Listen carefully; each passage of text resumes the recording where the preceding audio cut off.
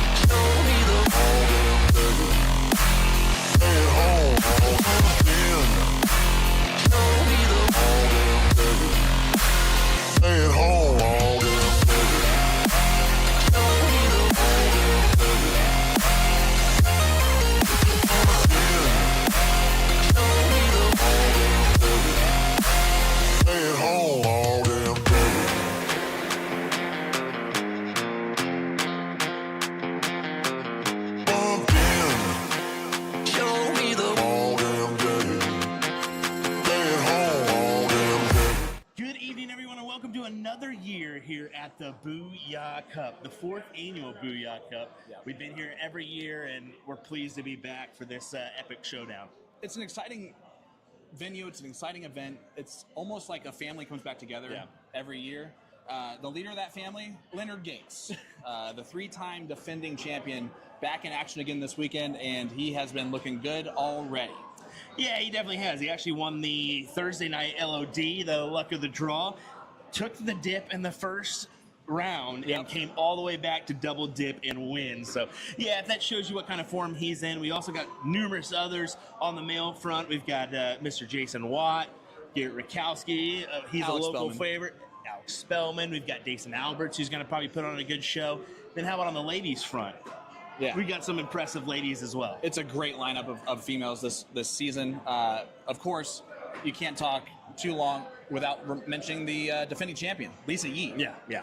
Who's back in the building, had her shoulder surgery, and is ready to go. Yeah, exactly. We're looking forward to seeing how she goes forth, and as well as maybe a couple newer names for you folks. We'll see how they can do. But tonight, we're going to start it off. Well, what do we got, Sean? Yeah, so we're going to actually be running the qualifiers here. For the last spot for the men, they have 31 seeds confirmed. The seeding is not confirmed, but the players are confirmed. We're going to add that 32nd player, and listen. A Reaper is here to ruin everyone's day. That is for sure. Well, yeah, he's going to be coming in as the on-site qualifier, trying to earn his right in there, and he's going to be the heavy favorite going into this. But there's a couple names that maybe we don't even know that could put up some good numbers, and that's going to be the ultimate who does that. And then on the ladies' front, who also gets the win there. Right. There's a couple of ladies that are here tonight that are very talented, that are not in this field yet. And it remains to be seen who's going to get the job done. But who do you think? I mean, this is how we met Jacob Adelfinger a few years ago. And it can be one of those situations where it's someone out of nowhere. Yep. Savada's going to be the favorite, but there's a lot of great players playing in this event. I can't wait to see how it turns out. And then while that's going on, those already qualified Booyah Cup players are playing the little L-style shootout. Yeah, so that shootout kind of determines the placing for the 17th through 32 seed. That on-site qualifier will get their chance to seed as well. So, yeah, it just kind of offers that task of, okay, can I go ahead and put myself in a better position to possibly make a run here? So, who knows? It's all going to happen right here, right in this pit as we get underway. Yeah, and we'll bring you that coverage here for USA Darts Productions all weekend long, starting tonight around, this time, as you're watching the opener before we go live. But, Will, I'm excited to do this. It's always a great format. It's always a great event. Last year was epic, and this year you're not going to miss a single second of it. So we will see you guys in just a minute from the commentary booth.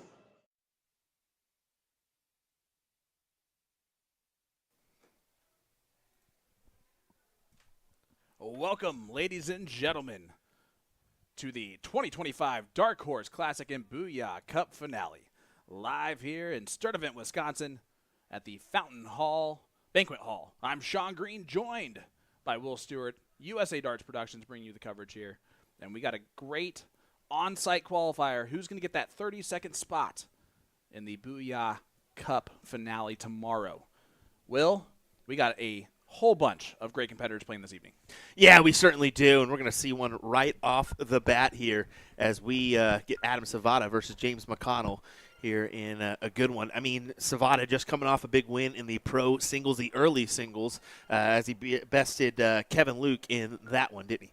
Yeah, he did, and Kevin shot very well overall. But Savada comes into this tonight in the qualifier as the favorite. It is a race to 3, best of 5. 0-1 cricket, 0-1 cricket, or 0-1 choice, I'm sorry. But yeah, Adam Savada is playing in this. Some other of those big names. How about Garrett Rakowski, a former top 4 finisher last year, finished 4th in this event. Benny the Jet Dersh, first time playing in this, trying to get qualified. Jacob Adelfinger, Kerry Thaxton, a lot of great names. Yeah, there's so many good players here this weekend. It's going to be tough to choose a favorite, although you got to go with your favorite for the Booyah Cup is, of course, Leonard Gates, who's a 3-time champion. And then you got, Paula Murphy winning the first women's, and then Lisa Yee. Unfortunately, Paula Murphy's not going to be here this weekend, but Lisa Yee looking to defend her title. Yeah, I cannot wait to see all that action. The ladies have a lot of great talent here that's already qualified. Vanessa Talks, Kelly Sipe, Taylor Thaxton, Liz Tynan. As that's a 180 start for James McConnell. Silverback starting off hot here in leg number 1. Abby Spot, Chris Grimmel, of course. I cannot wait for this. And look, we're going to have back-to-backers. Yes, we are. You betcha. Back-to-back 180s. Ladies and gentlemen, welcome to the Booyah Cup. This is the on-site qualifier. None of the players you're going to see tonight are qualified yet for the Booyah Cup. And that's how good the talent in the room really, truly is. Yeah, it's kind of scary when you think of it that way, just that these guys have not qualified yet and still looking for their berth if they can do it. The winner of this one gets the Whiz Kid, Robbie Weismith, in the next round. As Savada does leave a finish with the 140 after the 180. McConnell back on 255. Can set this up and put some pressure on the 138. It is a true double out. Meaning you can double out on the bullseye, I believe, since it's split bowl. Yes, that is correct. So hopefully we could potentially see the big fish here tonight. Proper counting is important in this game. When you switch to the 19s, it did not leave you a look at a finish, no matter what you did. But yeah, hopefully we see a big fish. We might see the 138 here. Double 12. Gets it done. Adam Savada at 41.75. First leg, a 138 checkout already, folks, and that's what we're going to see this weekend. Just some really impressive darts. You're going to want to keep it right here this weekend for this coverage, no doubt, right here on USA Darts. Got a few questions in the chat. It said, Eric, are people allowed to come watch, or are they not? If they're not in events, yeah, come on down and enjoy. And then Blaine said it was supposed to start at 6:30. Well, if you have an event that runs a little bit later and it's in the finals area, well, then it's not going to start at 6:30. So sorry, Blaine, but you could sit there and watch the action. To be fair, we probably wouldn't have gone live until 7 o'clock anyway. Yeah, exactly. But there you go, right off the bat, another 9 mark, or our first, I guess, 9 mark of the weekend. Boom goes the dynamite, and it's James McConnell who had that one on the billing for the first 9 mark. Adam Savada going to try and make it number 2. And here it comes. And the jinx is on. Only a 7 from Savada. Will, it is an absolute pleasure to be here. Thanks for having me once again in the booth with you for this Booyah Cup. We had fun at the blind draw last night. I did finish ahead of Will in that blind draw, just for the record. And both of us went first on our teams, so you can't even say anything. Some of us had an easier draw than others, but that's okay, you know. Hey, what do you know? Here we go. You can see Leonard Gates in the background doing some form of warm-up. Yeah, who knows what that guy's doing? It's all in the hips. That's exactly what it is. Let me go ahead and change our scoreboard to 1-0. The best part is looking up at the screen. He knows he's on camera right now. Just a glutton for the camera. That's what it is. It's Leonard. Come on now. Well, listen, Silverback 7.33 here in leg number 2 is giving Savada some issues. So far, McConnell's been shooting extremely well. Oh, man. I believe we have a 9er. Boom goes the dynamite for Savada, the second of this match. Yeah, but as you can see, it's just not enough here as James is producing quite the leg, and he's going to continue on. Take the look now at the 16s. Grabs it. How about the 15s? Woo! Trips the 10. All right, Savada needs to stay on the 15s all day. Another 9 mark will give him a little bit of hope. He's going to go bull instead.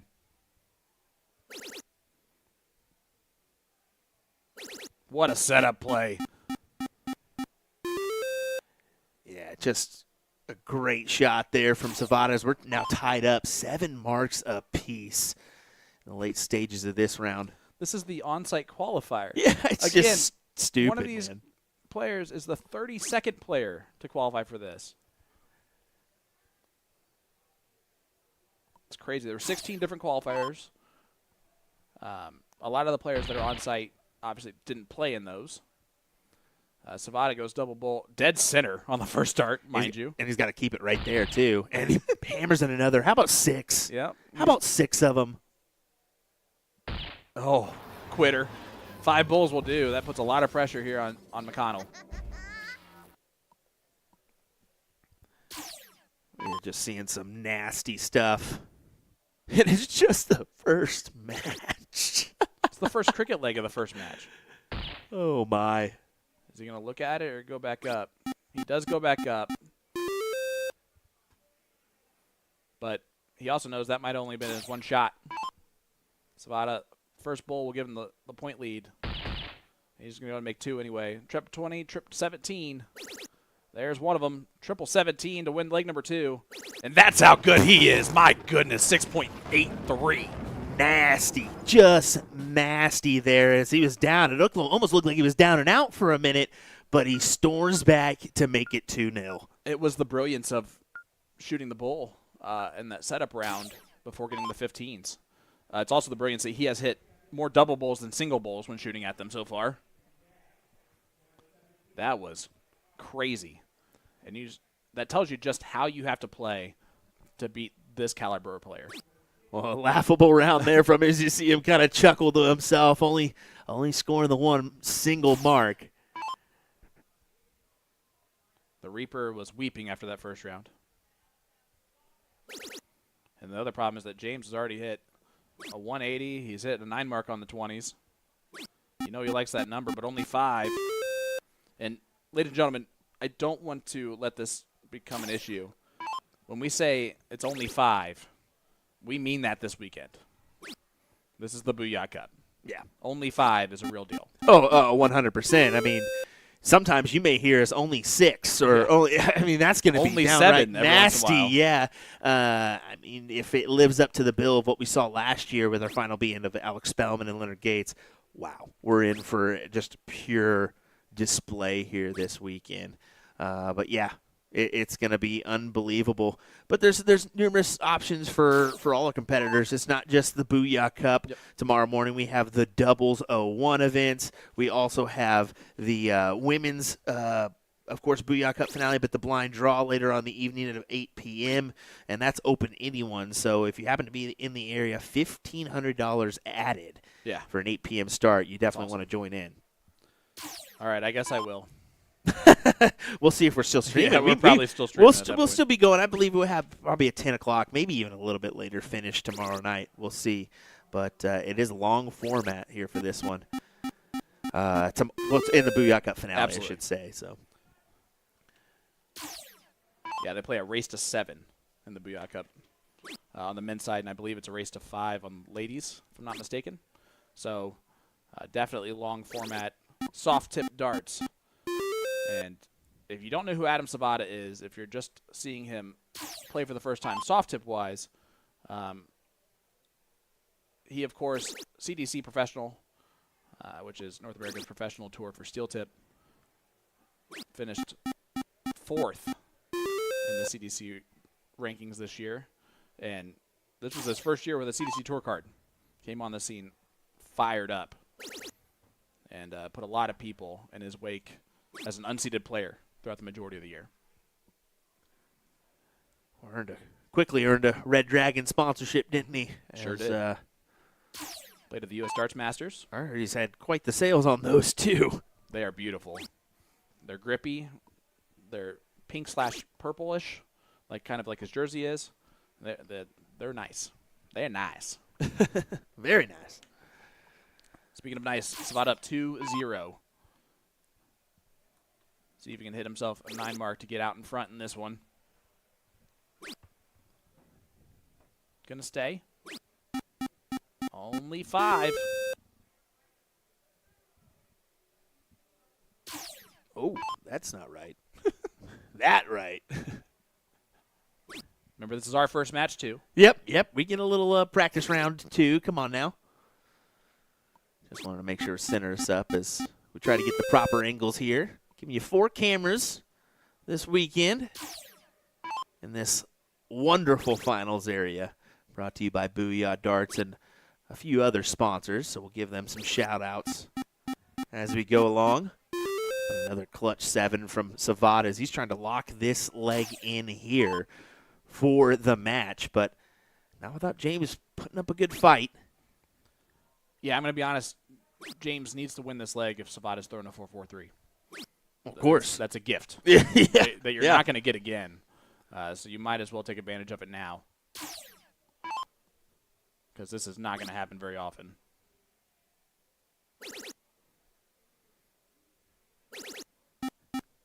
I mean, to be honest, yes, Savada has a chance to play other events this weekend.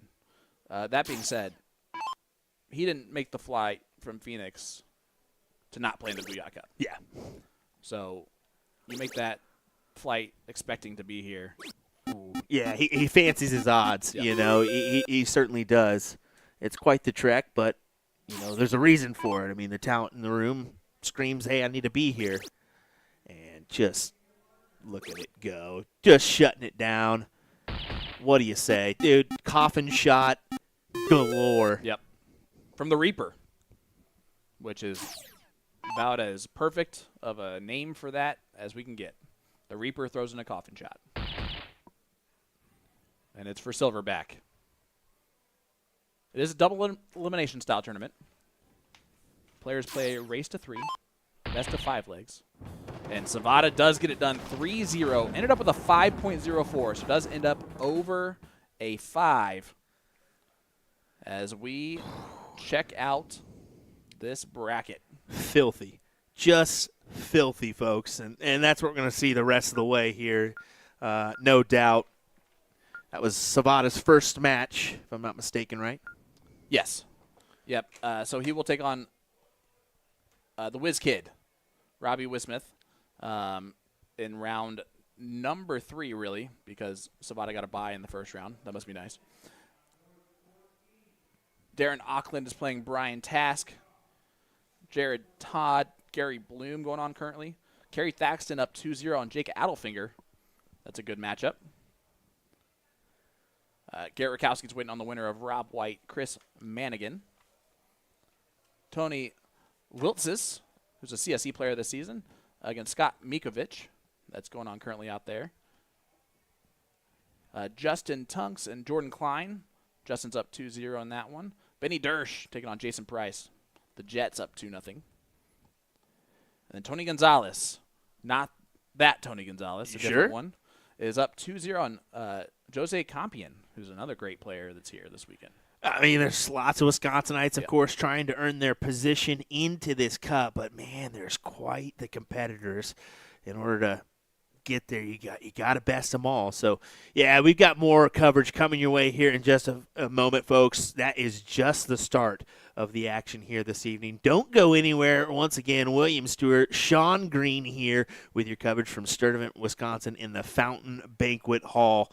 We'll just go ahead and start off with a couple shout-outs for those sponsors. How about that? We got Flight Faction, Win More Darts, EDC Remote, Ruckus Dart Divas, as well as Red Dragon Darts. And how about a few more as well, because these are some major sponsors, man. Cosmo Darts, Fit Flight, Racine Amusement, Booyah Darts, of course, Fountain Banquet Hall. This facility is amazing. And then, of course, L-Style sponsoring the shootout as well. Yeah, I mean, the support behind this event has made it as special as it is.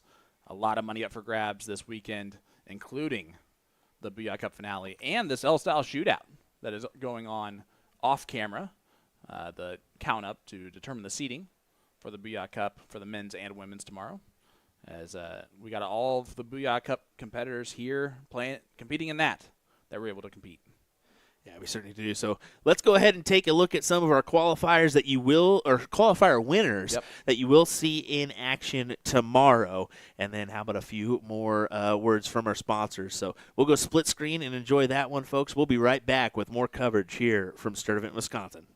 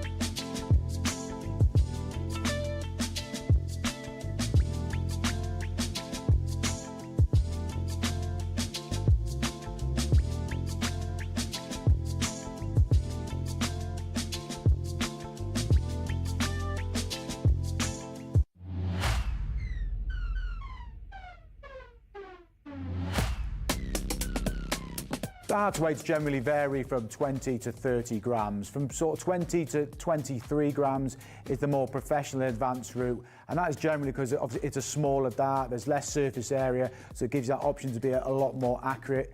But going on from there, if you're starting out or at an intermediate level, we recommend a dart of kind of 24 grams and above because it's just got that bit more direction to the board. We're going to talk about grips on darts now, and there are lots of different options for players out there. Particularly when you're starting out, I think it's key an aggressive grip just to help you get settled with your style as you're beginning in the sport. We're going to look at the different styles of grip. I've used this dart as an example here. I think this is a very common dart for a lot of players. It was one that sort of suited my style, not too aggressive and at quite a slim barrel. But it is personal preference. You've got to feel really comfortable where you hold it. If you're just starting out and you maybe feel like you need a bit more grip, there are these aggressive style darts out there. There's plenty of grip in the middle, but like I said, it's where you place your hands on the barrel and you've got to feel comfortable. What is the purpose of the Vertex stand? This product is made by Winmore, and they have solved 3 different problems. Number 1, when you don't want to permanently mount a dartboard. Number 2, when you can't drill into your walls. And number 3, when you want to travel with a dartboard. Not everyone wants a dartboard permanently mounted into a wall. Perhaps you just want to bust out the dartboard occasionally to entertain friends or family. The Vertex stand is perfect because you don't drill into the wall, you simply lean it against a flat surface. This is easily the most convenient product I've ever seen that you can set up or tear down super fast for portability. In minutes, you can have everything packed and ready to go with you for your next darts tournament or a friend's house or even camping. You can lean this bad boy up against a tree. On top of all of that, I love the idea of being able to easily travel with a dartboard. This thing is awesome. I was given it just to review, but believe me when I say it is not going back to A to Z Darts. They can try to pry it out of my hands.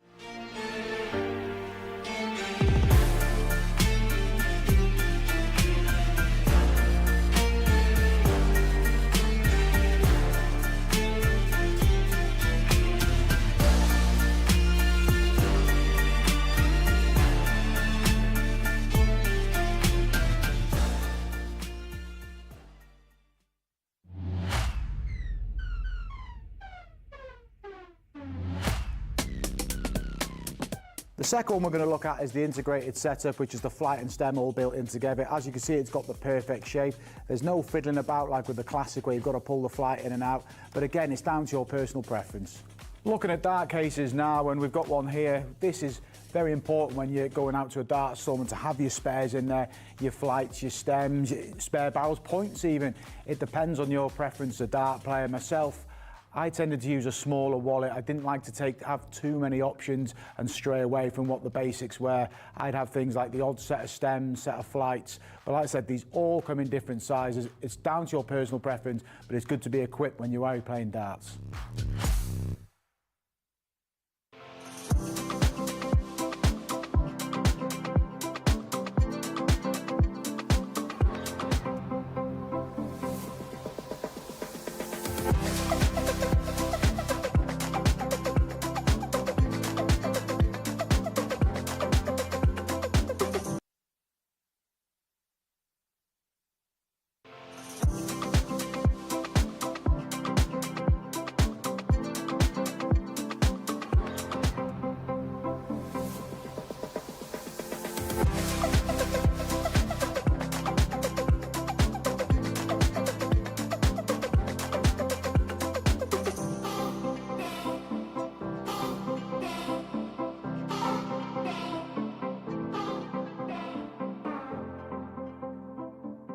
Let me tell you about A to Z Darts. We're a specialty dart store with over 10,000 different products. We create in-depth videos and blogs to help improve your game and showcase our products. We give helpful advice on how to practice darts, the fundamentals of form and mechanics, and how to make better decisions when purchasing your darting equipment. Whether you're brand new or a seasoned player, we try to provide fun and informative content. I'm Jen, the creative director for A to Z Darts. I've been playing for over 10 years, and I've traveled the world competing in and promoting the sport. This is Will. He runs our live streaming company, USA Darts, and and travels the globe as well to broadcast major darting events and interview PDC players alike. You'll find over 2,000 different sets of darts on our website. Guessing right now you're pretty interested in our resources? Learn about form, throwing mechanics, practice routines, scoring and grouping, checkout methods, cricket strategy, and much more. Visit a-zdarts.com to take advantage of our blog or follow us on social media at azdarts today.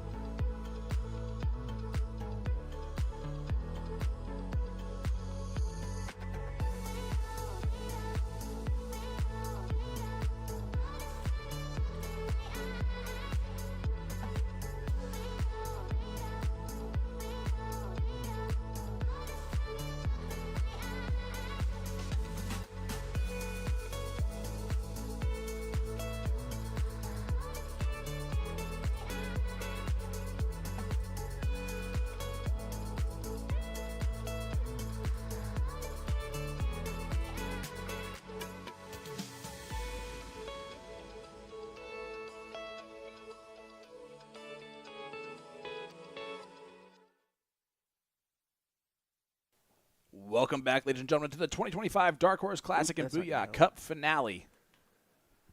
Live here in Sturtevant, Wisconsin. Sean Green joined by Will Stewart of USA Darts Productions, bringing you this coverage here at the Fountain Banquet Hall. And this is a third-round matchup between Justin Tungst. He goes by Time, Justin Time Tungst. And then he's taking on, of course, Benny the Jet Dersch. So Janesville versus Kenosha. We got a battle. The winner of this takes on Tony Gonzalez in the next round.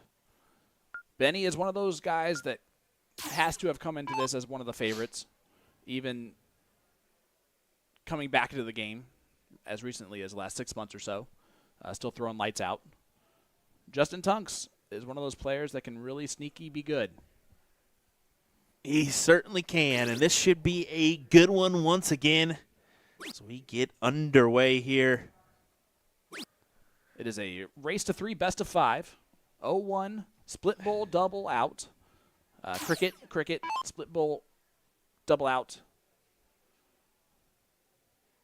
choice.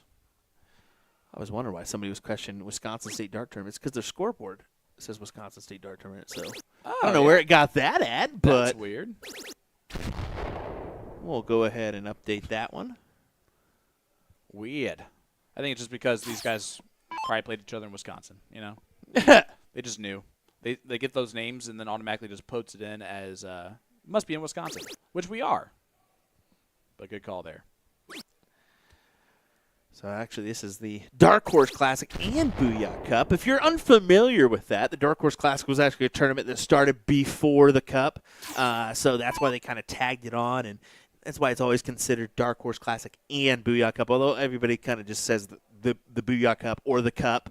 But yeah, there's kind of a tag team essence there. So it's always good to do a little homage to the previous. Oh, yeah, exactly. I mean, a long-running tournament.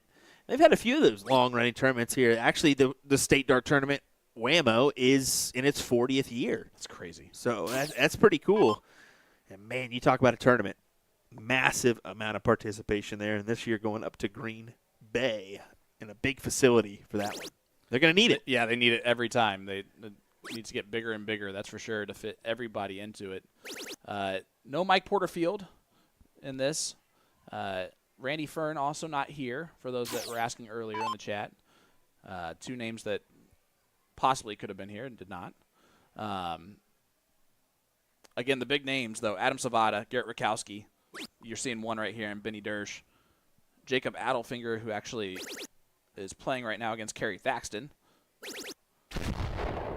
And then for the women, they've got some great talent over there in their qualifier. Marquise Womble, Roanna DeMars, who is Dayson's mom. Yep. She's a former Team USA competitor. Becky Najedlo is a fantastic player as well. And then Kelly Tybalt, if you don't know, or T-Ball. Yeah. And then you also have, Vanessa Talks, another good one. There's a few quality, talented players there. So well, Vanessa's playing in the Booyah Cup. Yep. Exactly. Well, these are the qualifiers. Sorry. No, My apologies. But yeah, in the actual cup, you got Liz Tynan as well. Yeah, that's going to be a dominant force. And in my mind, she hasn't quite gotten there in the recent attempts, but see if she can pull one off this year. All right, 73 left. Treble 19 for double 8. It's a true double out format. So we're going to some steel tip maths this evening, which I always love. Yep. So we'll see how he attacks this one. 57 for double 8, I would assume. And exactly what he's going to attack. You guys all heard me say that first, right? All right, just make sure. Yep. Double 8. Gets it done in leg number 1. It's a 14 darter, which actually is a gift. I'm going to be completely honest with you. Yeah, a little bit. I'm expecting 12 darters or less in this format tonight to win those legs, even going first, especially going second. You have to take it out on 12 darts or less.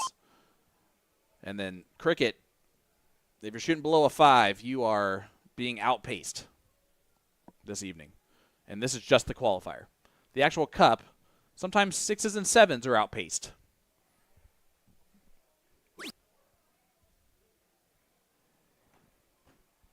Oops. I kind of like push the look, push the button there. You also got to look at Alex Spellman, who is here, trying to best his finish last year by 1. The runner-up. Could not have done much better than he did last year. I'm going to be honest with you. He lost, I think, 2 different legs, averaging over a 7.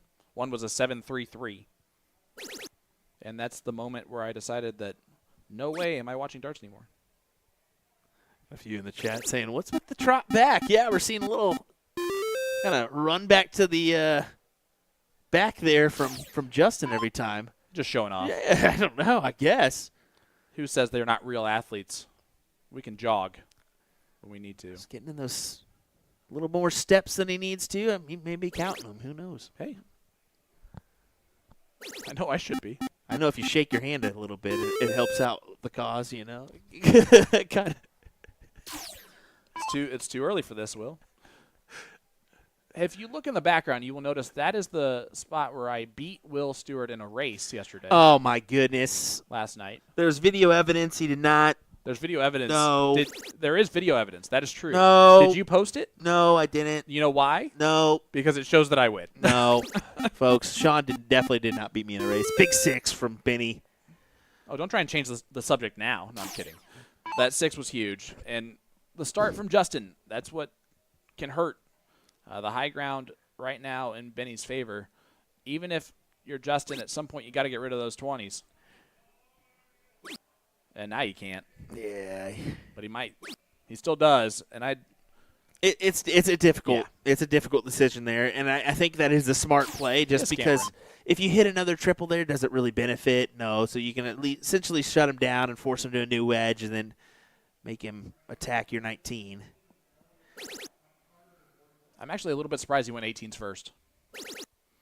Because he definitely had an opportunity to go 19s. He's going to hit this with 105, but big 9. Boom goes the dynamite. Benny Dersch.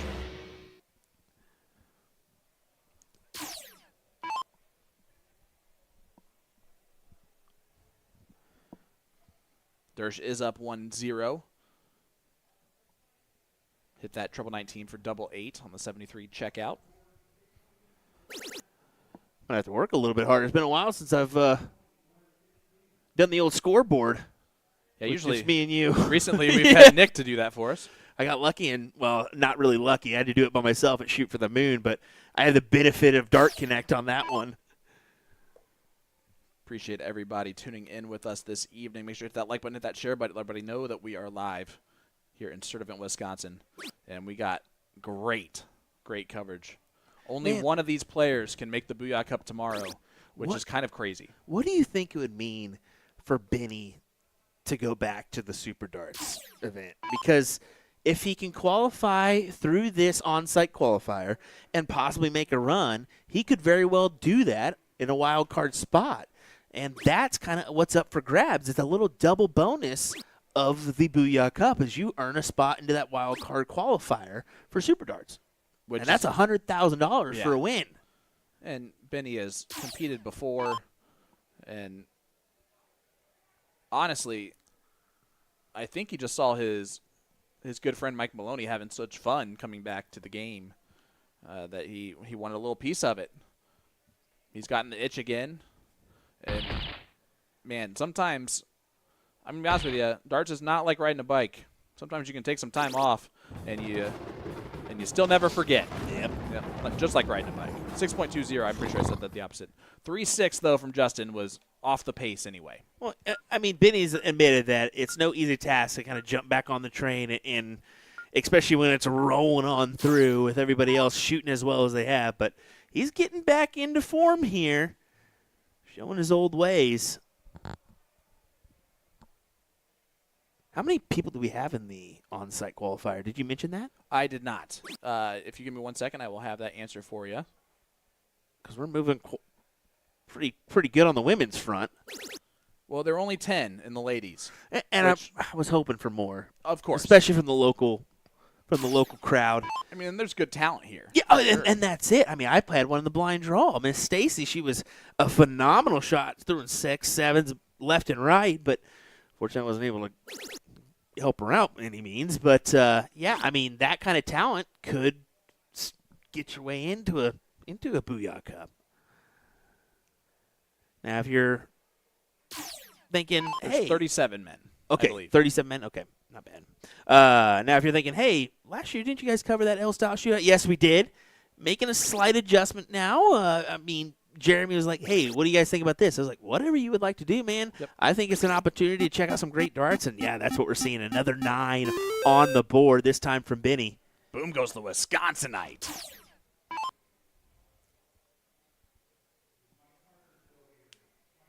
I do want to mention this, since we do have a couple of Wisconsinites playing, and we are back in Wisconsin for the first time since. Definitely missing a little bit of the atmosphere that we've had in the past with Ricky Bobby. Yeah, yeah, certainly so. Definitely wanted to mention, still on our minds, and he's definitely missed, for sure. Yeah, and you can feel that a little bit. You can see Cromie sitting down in the background, already qualified for the Booyah Cup, so he's just taking in the sights, watching the jet. I like that play. I like that play there, going ahead and attacking the bull. He's got the 20s and 17s in his favor, and instead of attacking the 16s and 15s, he just kind of makes a statement move. Says, I'm going to go for this bull. Even Reagan Windsor's going boom in the chat. Don't say that, Reagan. You know how just sparkly it makes me feel. Don't do it, Reagan. Don't do it. Justin, no, Jessica Melton is not here. Nor is she in the cup tomorrow. I know we have a few that are kind of wondering about the Oklahoma Throwdown. We are bringing you coverage of that this weekend as well, and the PPD Nationals are over on our YouTube page. So a lot of action coming your way, and I know if you're kind of wondering, hey, where is that Oklahoma Throwdown? Nick's working on it. He's had a couple issues down there, so just bear with him, folks.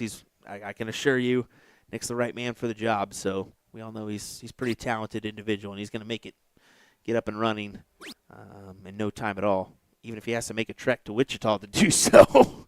and with the wind and everything. We Oh, also do want to yeah. give a huge anyone who is dealing with that. I know my wife back home in Indy, they have that call for high winds with both the girls, so rooting for that to not be an issue. Up, Durst just hit a Maloney double. Let's call it. Well, Pigs have flown. That being said, he was blocked on the triple. Yeah. I mean, go ahead here. Just needs un más por favor to win this round and set up a battle with Tony Gonzalez. And the man sitting down in the back needs no introduction, Jason Watt, watching along with all the action.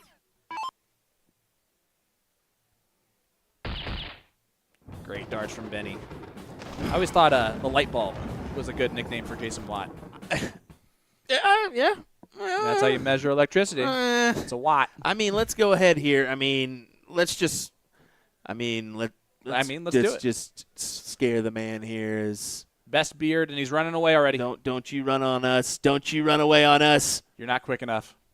Wah, wah, wah, wah. We were going to zoom in on his ugly mug, but hey. How about Mom, who qualified for the Booyah Cup tomorrow? Yeah, she didn't want to be on camera, so we're just gonna zoom in on her, make sure she knows she's on camera. Yep, Mandy Billings. Hey. Mom to Jax Bartlett.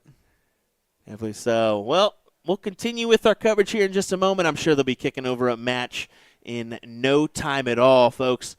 Once again, thanks for joining us for our coverage. William Stewart, Sean Green, we'll keep her going, folks. We got a few hours of entertainment coming your way this evening. Just buckle in. Anywhere. Buckle in. What do you say? Yeah, buckle up, Buttercups. We're in for a good night.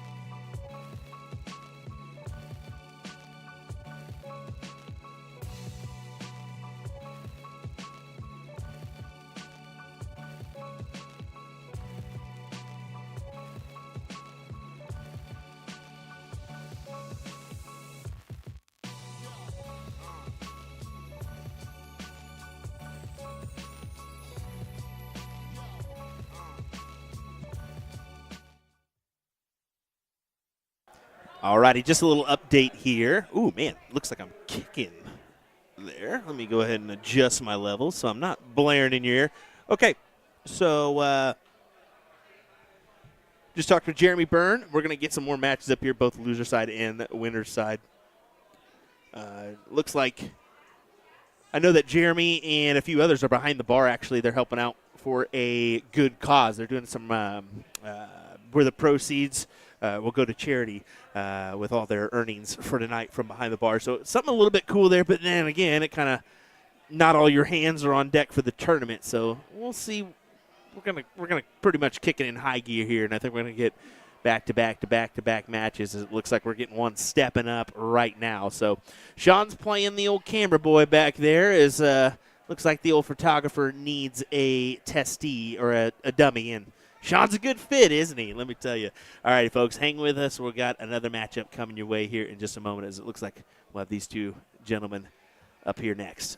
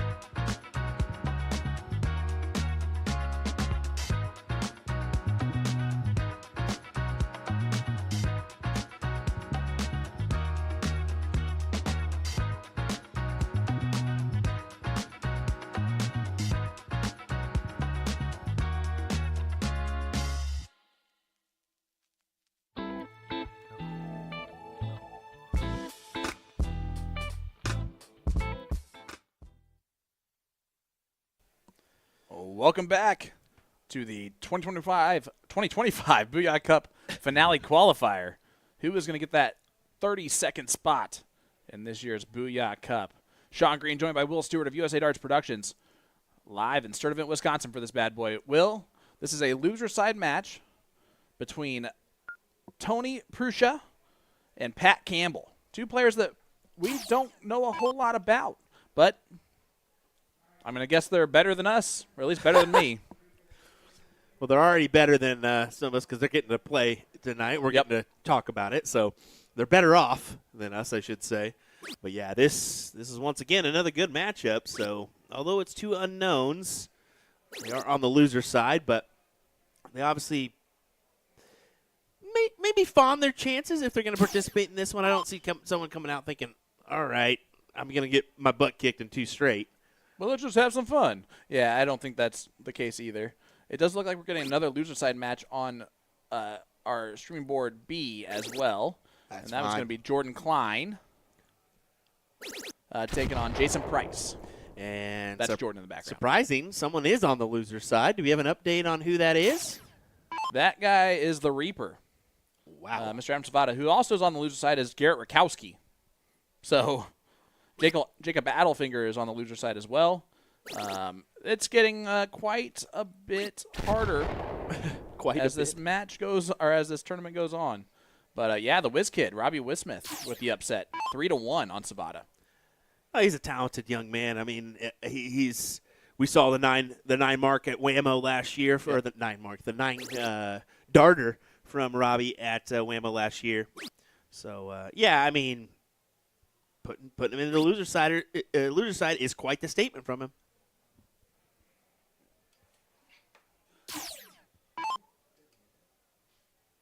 We understand it's been a little bit slow moving here early on, but we're going to be off and running here for the most part from this point forward. So hit that like button, hit that share button. We told them we don't want no breaks.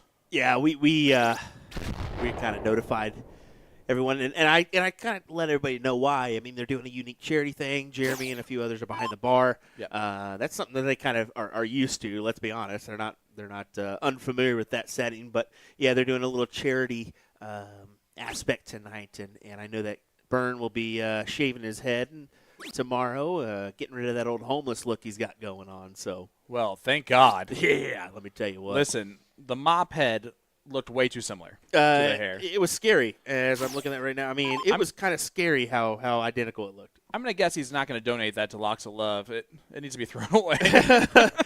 He'll donate it and then just say, or turned no into thanks. a mop. No or thanks. turned into a mop head. I'll say, no thanks on this one. We're good. This one's for building. This hair is for building. Great 1-3-5 from Tony to leave himself the look at 98 when he returns. Pat can put some pressure on because 98's not the easiest 2-dart combo and double out. 501 split bowl, cricket, 501 split bowl choice is the format here this evening in this qualifier. It avalanches to a race to 7 in the Booyah Cup tomorrow. Cannot wait. 98 needed here for the first leg on the board. And I think unlike our last 2 matchups, this one could get interesting. I think we could potentially see our last leg decider here in this one. Well, Tony misses his opportunity. And that could cost you. And you can see he's thinking about it here. Does attack the 57 like he should. Yep. That was the right shot indeed. Pat's getting a look here. 106 needed. 20 would be my look. Ooh, trip 17. Still on. I don't like that dart. Yeah. I mean, it technically leaves 37 or 34, but I don't like it. So Tony, 14 for tops. And this is one of those situations where having to do the steel tip math, maybe for some more soft tip caliber players or players that play soft tip more often, open out. Like right now, that's why you don't leave double 17. I don't care how much you like 34. You don't leave double 17. You do sometimes leave double 15, but only if your name's Luke Lidler. Otherwise, you don't do that either. He does seem to like it, doesn't he? Yes, he sure. He just anything on that side of the board. To avoid the other side, he's fine with. Campbell 47 left, 7 for tops, 15 for 32, 10 for 37 was not ideal, 5 for 32. Well, he's going to get a shot, though. That's a good miss. If you're going to miss into where you leave a double. Double 11. Can you send me a link to the women's and men's on-site bracket? Facebook or something?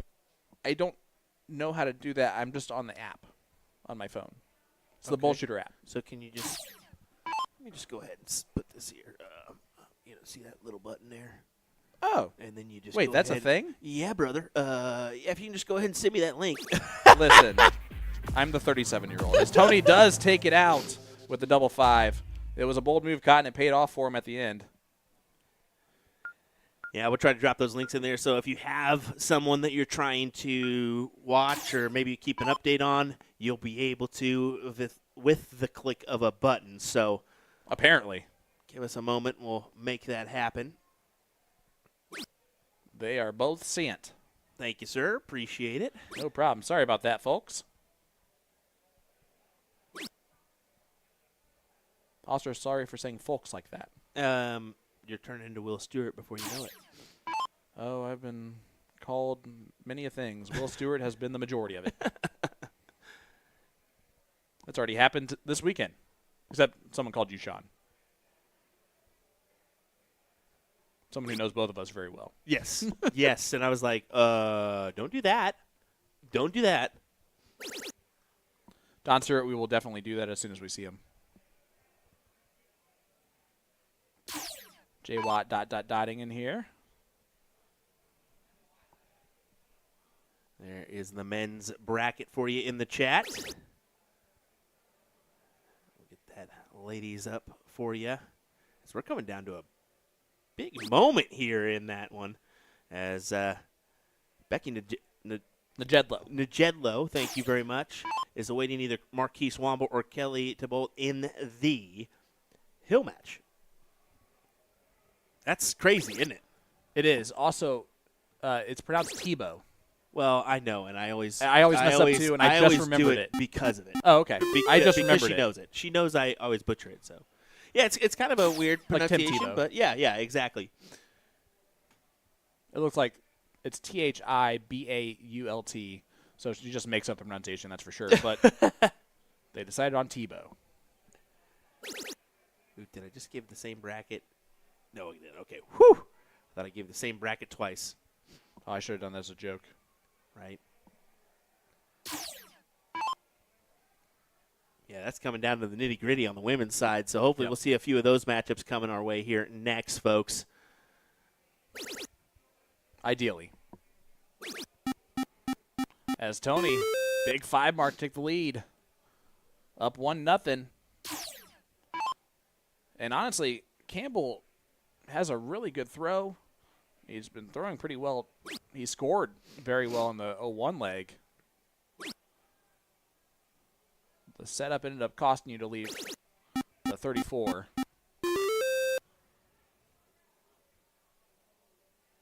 Got a good 5 mark. Doesn't quite get the point lead back. Let's see what Prussia can do. Over 500 viewers right now on Ladies both our platforms. and gentlemen. That is great for a Friday evening. Thank you, folks, for joining us, wherever you may be doing so. That's Will Stewart. I'm Sean Green. And out there are some great dart players in this room. What if there's someone you don't want to watch like Jason Watt? Too bad he's like very big, and if he walks behind there anywhere, even if it's in the far back corner, you're probably going to see him just because he's a giant, but totally understanding. Last night at the blind draw, though, he would have had a couple guys giving him a run for his money on height. Oh yeah. There was we could have fielded a pretty good basketball team last night. Pretty good basketball team indeed. My partner was every bit of 6'6", at least. But he didn't play basketball, he played football. Granted, we'd probably not have a good Papa Shot team, would we? Papa Shot? Papa Shot? Pop stroke. That's my favorite is Papa Shot. Go ham on that one. Almost a big 9 for him to try to lock in a 2-0 advantage. Throwing a 5.20. Well, you can see Pat is already feeling his back up against the wall. Throwing a 3-2 compared to this 5-2. He's got to pick up the pace. You can see in the background Jordan Klein, a.k.a. Big Country. He's playing on that other stream board against Mr. Price. That is where we will head next here. And Look at number 1. Look at those new dart mats from love 'em. Winmore. Beautiful. That nice yellow tint. There is an extra line. There's a steel tip and a soft tip line. We did block the steel tip line, so that is why that's not there, folks. But there is double lines, so if you have a steel tip board or soft tip board, you can fancy that. Didn't want to confuse some of the players Yep. that can't necessarily read. It is a little bit confusing because we kind of play from where? The front or the back of the line? At the front. Exactly, and we're playing from the back of the line, so that's a little bit different. What do you mean? We're playing from the back of the throw line, not the front. So they can't step all the way up to the front of the Nope. throw line? Well, they are. Somebody better tell them. I think they already did. Maybe just see in the back end. Go here. look. There's no way they're not doing that. Yeah. I think he's behind there. I don't think so at all. And again, we're not calling him a cheater at all, by the way. I think his opponent's doing the same. I would honestly be throwing from the front of that line. That would be what I'm used to at all times. Kat, what about you? Would you automatically go to the front?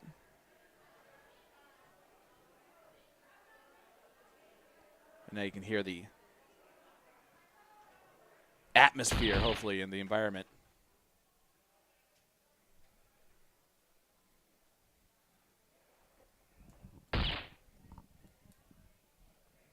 The medulla oblongata. Was I right? How come alligators got all them teeth? I was right, wasn't I? You were right. Mama's wrong. On that, again. at least Pat. I don't know about. He Well- looks like his back, just a little bit. Well- but there's like 4 arrows that point to his back. So Okay. we'll reiterate that one. Yeah. Maybe if you know, maybe if you don't. You know? Again, I would honestly every time go to the front. So that's the one thing that would weird me out. But you're right. Based on where I saw the tape on the steel tip line, I think you're correct there. But any good player is Maybe. going to notice that within the first 6 throws, I would say. I mean, If you go from out in the hall to this, because there's no lines out in the hall. right, where you can go to the front of the tape. You're going to come over here, and automatically your brain's going to be It's like, a little different. front of the tape. It's a little different. Be like, man, I'm throwing it pretty hard over here on this board. That's what I would probably think. Yeah, everyone's saying they would go to the front, and everybody's 3 people. But that's still, everybody in the chat, all 3 of them. Chat, it's okay if you interact with us sometimes too. Trish, I know we're 500 We right don't care how they do it in Canada. Okay, just kidding. I was joking. Uh, Sorry. There is Corey Cash is here. He's from Manitoba. So there we do have a international field. Yeah, I this can't Booyah say that. Cup. That was strictly towards Trish and Trish alone. Yeah, she lives in like Letterkenny pretty much, Canada. No, that's Jacob. No, she'll tell you. She lives in a very small town, kind of like Letterkenny. She'll also lie sometimes. Tony can't get the job done to take the 2-1 lead, but barring anything crazy from Pat, although Pat can really put some pressure with some bowls, he can make it much more difficult on Tony. 4 bowls is a heck of a lead, point-wise. There's double. Needs another one of those. Oh, he got it, too. I'm telling you, that's a threshold of this is a lot more difficult right now on Tony. If you're Tony, do you close the bowls and make them? I'd be tempted to, wouldn't I? I'd at least give yourself a shot and see where you go, and then give yourself that last start to decide. Well, that's a miss. I close it. Yeah, I kind of do, too. I close it. Yeah, he's going to take the shot at it anyway. Now. Which is why I probably actually point there. If he's not shooting the winning darts, he can't win. And I don't know what the round limit is on this. I mean, that is the you know? truth. That is the truth. You can play it both sides of the street. You can kind of give him an opportunity, but it's a tough opportunity, or you can put yourself in he doesn't have an opportunity. So, yeah, you kind of lean towards the points option, wouldn't you? Just in this situation, again, I don't know the round limit. Yeah. I don't think there is one. There has to be a round limit. You think? Yes. On this one? Oh, okay. I mean, I would guess so, right? I would figure it'd be like round 35, if anything, here. Well, yeah, I mean, that's pretty much like no round limit. You're absolutely right. And there you go. Tony does get the job done to take the 2-0 lead on Pat Campbell.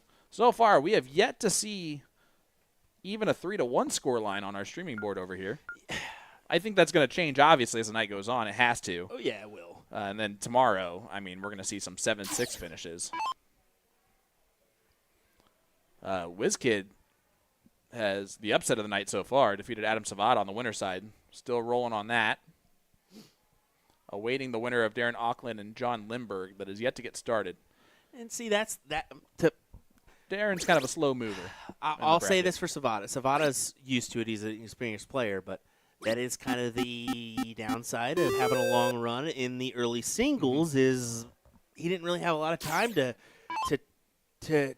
kind of recoup and get himself back to a point where he feels he's going to be his A game. Now, we did see it in the first match of the stream here that he played well, but it's not going to always mesh if you've been playing all day consistently. I mean, he's definitely a great caliber player, but we're not PDC level yet, you know? No, I think that's the route for him eventually. That being said, yeah, you're correct on that. He might be one of my top 2 or 3 favorites to at least get qualified for the World Darts Championship this year through one of those few spots that are available just because of how consistent he really does shoot. Steel tip more than anything else. But, yeah, now on the loser side, you're absolutely right. To run through one, he was a little bit frantic to get over to play that first match, too, because he thought he was holding up everything. Yeah. But at the same time, you have a number of competitors in this field. Their A game is as good as your A game. So if their A game is less consistent that they're throwing it. But if they throw it for 3 legs out of those 5 and you do not, you're going to get beat. Yep, exactly.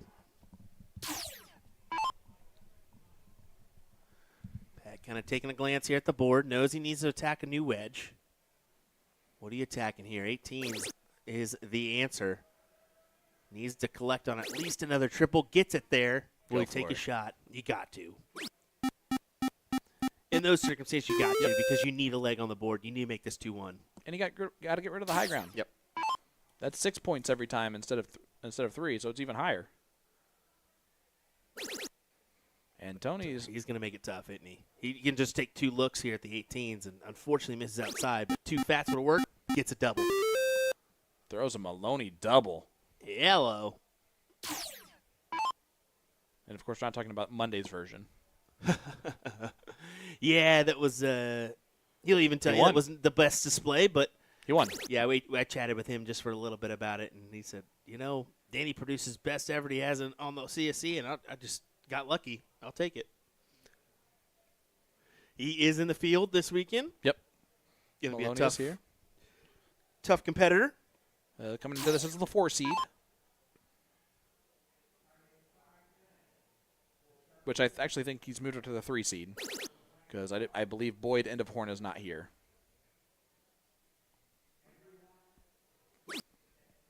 Jeremy.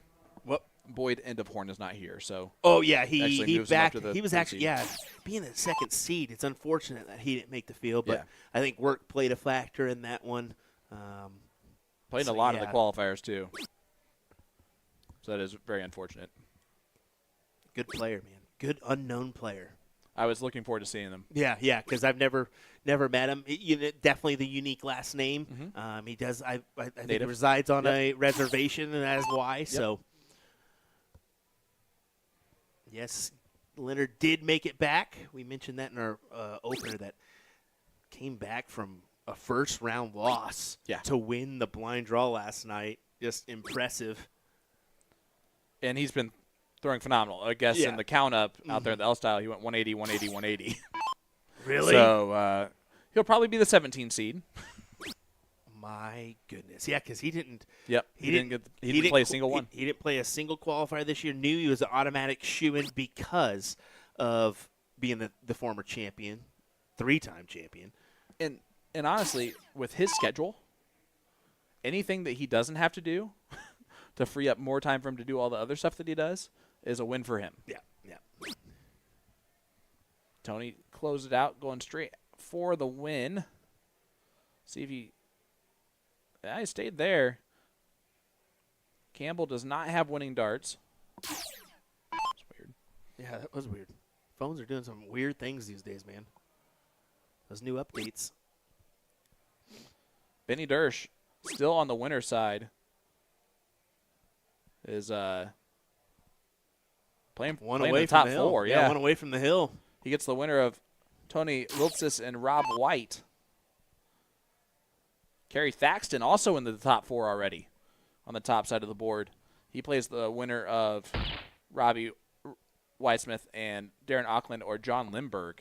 So he's going to have a little bit of time to wait. But Thaxton's wife, of course, is in the women's field already, Taylor, and has got to be one of the players coming into this with a little bit of a favorite.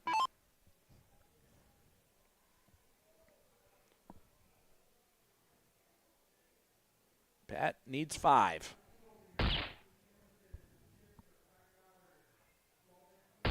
It's still on. Oh. Just not enough. So Tony to win this 3-0, and then we'll send it right on over to our other streaming board, unless that's. It looks like it is. No, it's not over. It can't be. It's yeah. done. There it is. Great win for Tony Prusha. Moves on, and that will do it for Pat Campbell, who shot well, just got unlucky, I think, at the wrong time. And you get a question to chat about the women's bracket. We're hoping we get to see some of the women's bracket tonight. That would be ideal, but we're not the ones really running the brackets here, so hopefully we'll get to see that here in just a moment. But we'll make the adjustment here. Head on over to board number 2, where we got Jordan Klein taking on who? Jason Price. All righty. And we unfortunately don't know where this one is at yet, but give us a moment. We'll be able to hopefully cipher. It's going to be. If it's 1-0, 1-1, or what it is. I'm going to guess 1-1 with Jordan. Yep, game 3. Jordan going second, although it doesn't switch on this, does it? I think I noticed that in the last match. So it also could be 2-0. It's always really nice when the boards do switch on us. But Jordan from a little bit more north in Wisconsin, the Sheboygan area. Big country. Yeah, BC Darts. Yep. Sponsoring some boards this Good weekend. things there, yep. It's grown significantly quickly, too, which is good to see. Met him really for the first time in New Orleans.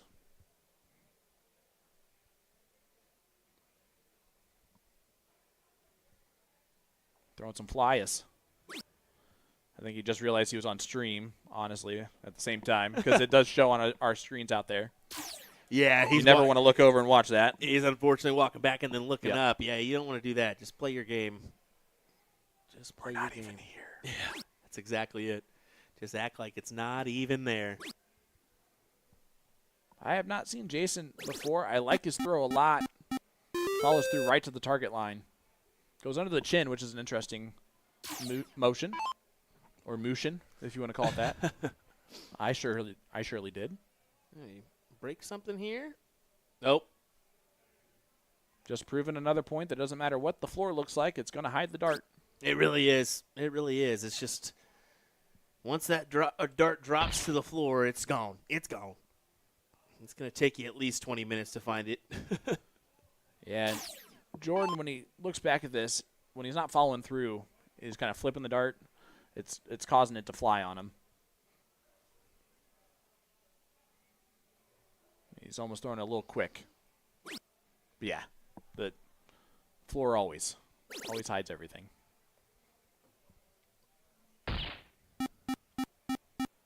This is game 3.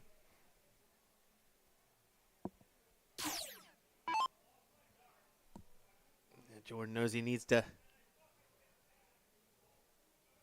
come up with gold here. Gold and then some, really. Yeah. Gold, silver, and bronze, really, right now. Maybe even a Tanya Harding to his opponent, let's be honest. Yeah, I should have went there. Listen, you never joke about a little knee strike. That's always a serious issue. It's way too soon. Jason looking for the leg and what you called, I think, for the match, and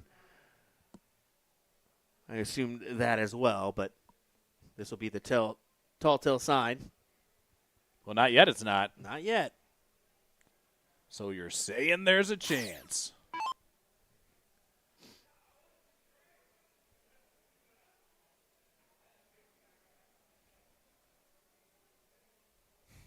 He's just throwing a little snatchy. That was out of there. Yeah, he laughs that one off. I mean, I've played against Jordan multiple times. He's definitely a 3-5 plus shooter, and it just sometimes just gets into your head real quick. That it does. A question about streaming tomorrow. Double starts at 10 o'clock. Usually we let the first round or two play out, so 10:30, 11 is when we'll probably be live for that one. But our main focus will be the Booyah Cup. As you can see, Jason Price getting the job done there. Yeah, that'd be a weird way to just do every leg. Yeah. With a nice bro hug. So I'm going to guess that probably did it. As we don't have anybody quite yet on this board. So we're going to run out there and see if we can get another match up here. So don't go anywhere. In our streaming area, yeah. So right back with more action right after this. Sean Green, Will Stewart of USA Darts Productions bring you the Booyah Cup qualifier right back after this.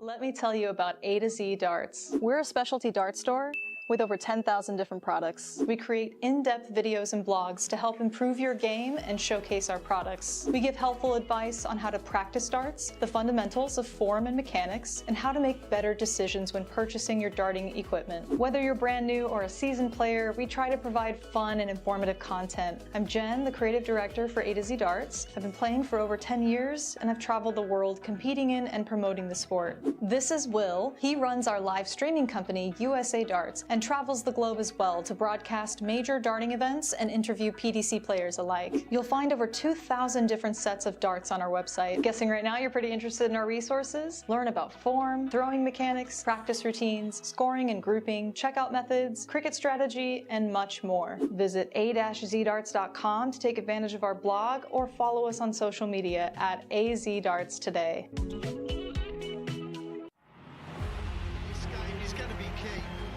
Tell by the way they're scoring, there may be nothing in it. One man misses, does the other man get? Yes! Double 12! That is the most amazing leg dance you will ever see in your life! I can't state!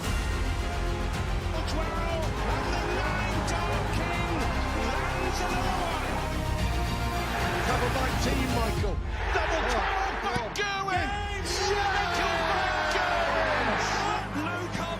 The ascension is complete. Incredible stuff. The world number one is world champion.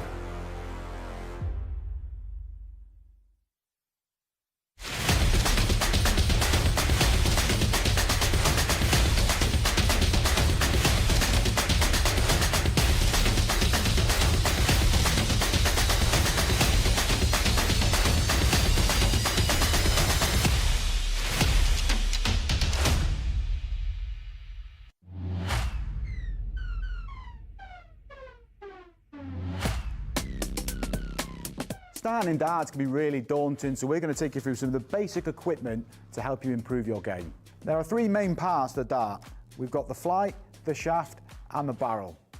There are thousands of different selections on offer, and we're going to take you through a select few. We're going to start off with the torpedo dart, one we associate with Luke Humphries. He used this kind of dart because it lightly flies through the air. He's not got that sort of abrupt throw that other players have, and it just suits his style of play. The second dart we're going to look at is the parallel dart, and this is a very common design for me. I feel this is a good guide for starting off in your career. The likes of Michael Van Gerwen and Darrell Gurney have gone on to be very successful using this style of dart. It's one I started off with as well, and it's been perfect throughout my career, and it can suit most players' styles. The last set of darts we're going to look at is the specialist range, and obviously there's thousands of different options in this range, but it's one I'd associate with Peter Wright, obviously a player who's craving that perfection. Different styles will make his darts land different in the board. Obviously it is a dart that suits the more advanced player.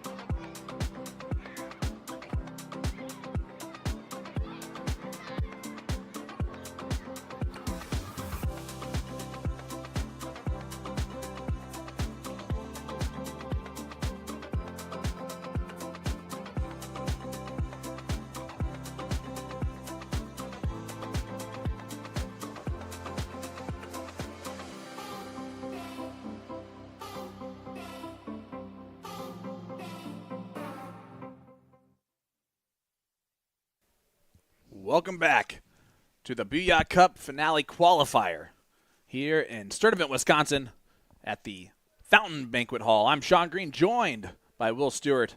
USA Darts Productions bringing you the coverage all weekend long. And we have a alert out there. If anyone has, in the area, has any Border Collies or Aussie Shepherds that they can bring here to help us herd some players, it would really help out the process here. Yeah.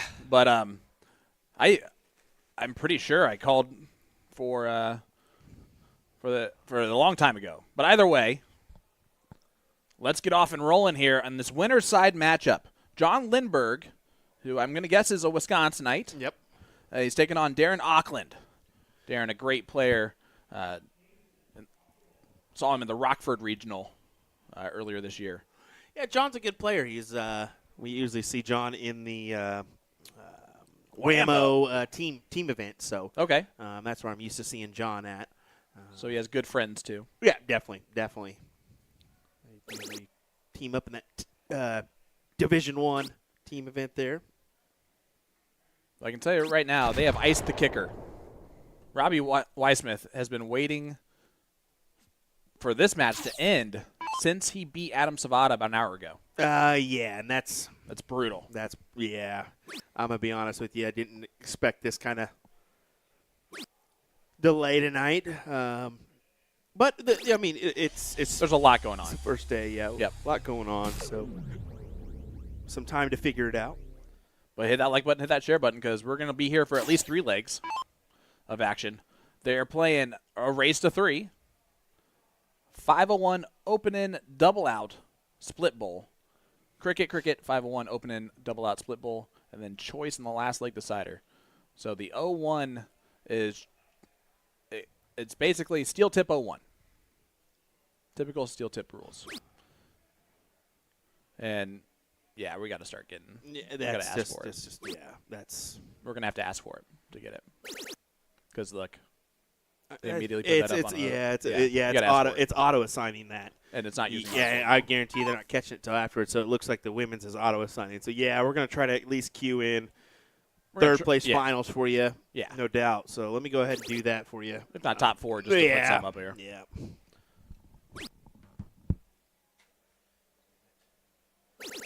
John, nice cover shot on dart 3. Gets himself a 137. Now adds about a triple on the lead as Auckland back at 320. Needs to hit a maximum to leave a finish, and he's not going to do that.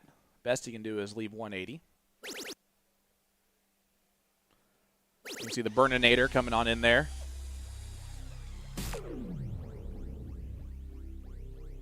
To look at rules or something.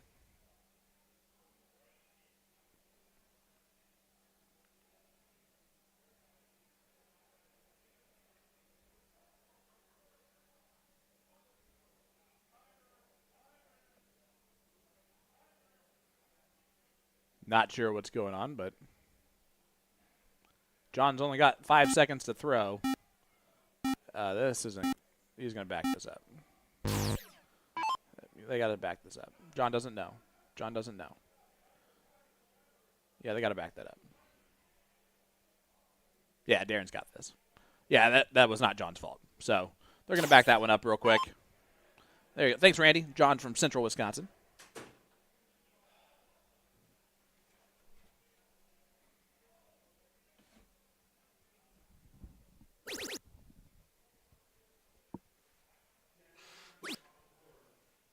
Needs at least a single 20 to leave a finish.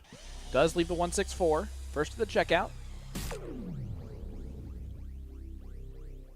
You missed an interesting situation. Jeremy Byrne came in and talked to the guys, and then it ended up timing out John's throw, so they had to back it up. Yeah, I actually got a little snippet of that. They aren't letting any on-site qualifiers get in the blind draw. Well, I think a few of them did by accident, so they're trying to right the ship there because, you know, they had that last year where the blind draw ran significantly later than they imagined it would. And This year they elected, hey, we're not going to do that. If you're in the onsite qualifier, you're out of luck. That's just how it's going to be. So, yeah, I think maybe attendance too. It looks like there's some pretty good attendance out there. So I could have very well thrown us for a little bit of a loop here. But we'll like we said, we get it figured out. First night is always hit or miss. Yep. Well, Shanghai left for Darren to win leg number 1. Gets the treble. Single for the double. Gets the job done. Darren Auckland, winner of leg number 1. And how about this fun fact, Will? The men's singles event that took place started at 2 p.m. today? Yep. Yeah, Darren's the king seat of that. He was the king seat? No, he is the king seat of that. No. Yeah. That's not still going on. It is. They just now got to the finals. So Darren's been waiting for. We thought Adam and Kevin were the finals. That's of the pro. There's also so a men's. open side. Yeah. Oh, wow. Yep. So Darren's the king seat of that bad boy. So they must have had a pretty good showing for that open side, too. I mean, wow. Yep. So the added extra events, they're going to come. Yep. They're going to come. Everybody's addicted to the dart scene right now. So those were a lot of words that could have been bad ones. you are right there. Darren with a nice 7. I just had to say that. Martin back in the chat. I know he was joining us from Europe, I believe. Looks like it. Good to see you again. Again, hit that like button, hit that share button. Let everybody know that we are back live. USA Darts Productions. Bringing you the Booyah Cup Finale Qualifier. There's little Scotty Miller. Old Scotty's here. Wisconsin legend.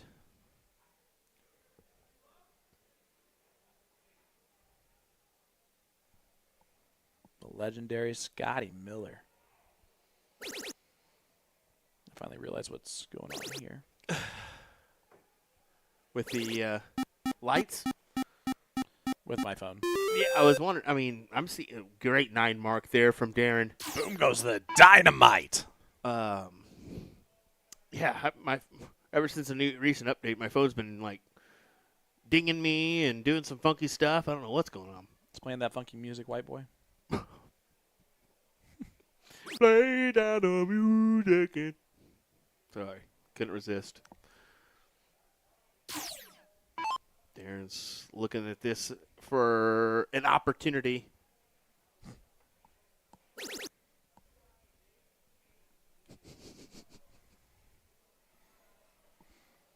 I did change that setting, though, so we're good. Are we getting Scotty Miller up next? It looks like it. He's kind of on the tile. He's stepping up. Yep, we're getting Skittles versus Scotty Miller. Should be a good one. Scott Kirshner joining us. He says Scotty Miller is my favorite player. Well, he's one of ours too. There must be Great something guy. in the name.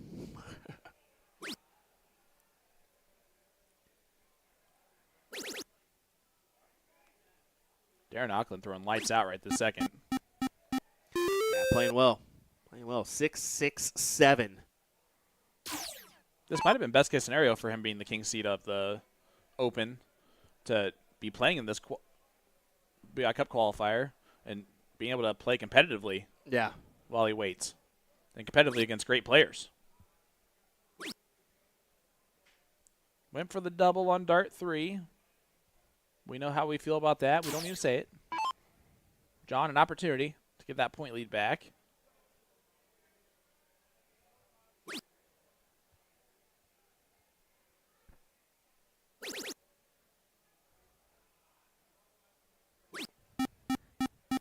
Hung true there for the small advantage, and small is probably going to go away right here.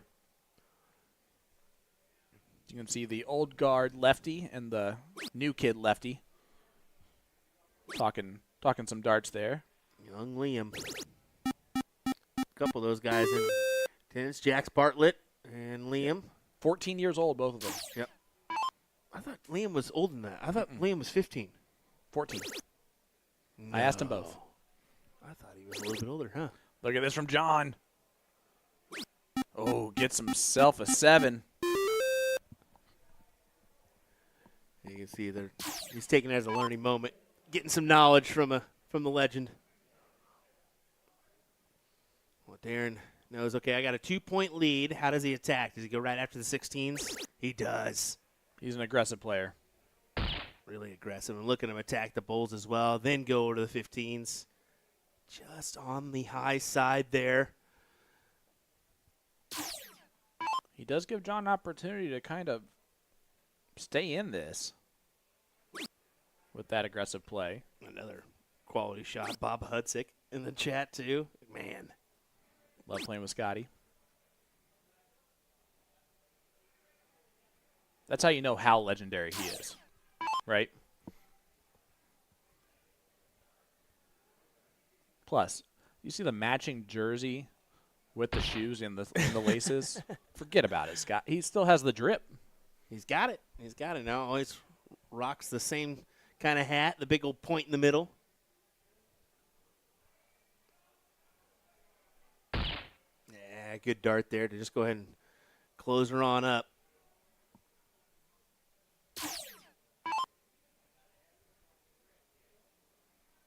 John can hammer the 15s.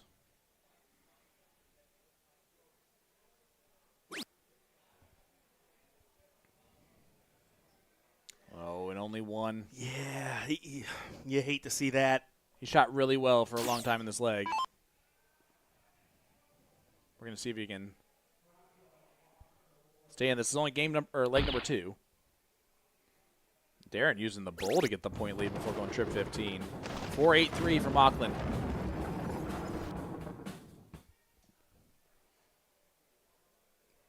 Finds that 2-0 advantage here, and Lindbergh knows, okay, I got a task on my hand, as it will be Darren to throw first. Darren did have to remind him there just a second. Yeah, it'll be me. Alternate start. Yep.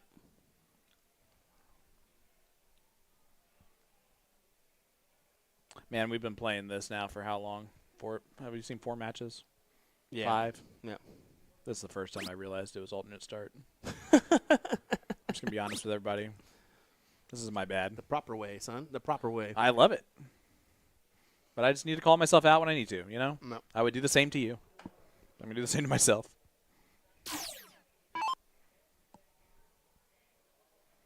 Well, the thing about it in soft, there's so many different formats. It's not really like steel where you see, it's cricket or 5-on-1. It's usually best of 5 or best of 3. Yep. Is how you start off there. This you can throw some caveats in there: open out, double out, fat bowl, split bowl. Then your doubles, do you throw a freeze roll in there? Is it stacked? Is it unstacked? I mean, there's so many different formats you can do. I can tell you this: the loser side of this men's side of the bracket, pretty slow moving. Yep.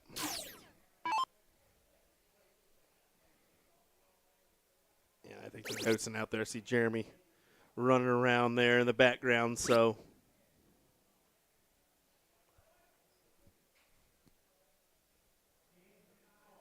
That must be why his mustache is so large and flailed out. Large it and gives in him charge. wings so he can fly around. That's it. It's like Sonic, the Yeah, evil guy from Sonic, yeah. The Jim Carrey character. Yep.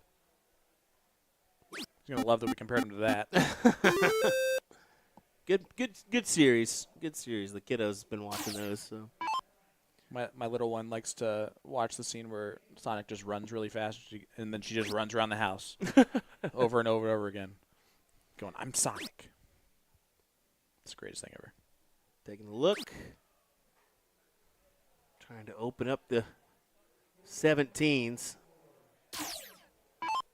That was an interesting third dart idea. Darren going to just close the 18s, I believe. Yeah, just opens it up to make sure he gets it in there. John helping him out there. Good to see. Yeah, and John is not a small human being, I got to be honest with you. He was definitely a little bit slow moving to get to the dartboard, which is why we were paused for a little bit. And when I saw him, I was like, oh, I'm not going to say anything to him. You can do whatever you want, John. Take your time. And I'm not a small human being either, but John looks like he at least does a man job for a living. I do Not a school teacher. Nah,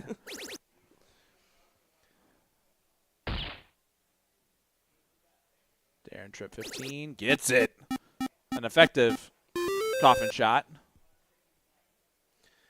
Pretty much. I love the storytelling going on behind us. I don't love that no darts are being played. Back in my day, in 1920. There's Skittles. Yeah, they're definitely not moving with a quick pace, are they? None of them. Boards, yeah. We really got to press along. I'm going to go out there and tell I'm telling you, anyone got any Aussie Shepherds or Border Collies? We are just bring them in. Don't even ask for permission. Just walk them on in here. As long as they know that by cows we mean dart players. Darren doesn't end it yet. So John's got to take back out his darts from his dart case. Should have said, here, let me just borrow yours. I've done that a few times when you know it's over. Here, just let me borrow your darts real quick. We've had pro situations where they throw their darts into the crowd before it's over, and then uh-oh. Can you get this back, please? And he gets 4 bowls, so makes Darren have to work for it now. Keeps them intact, just in case.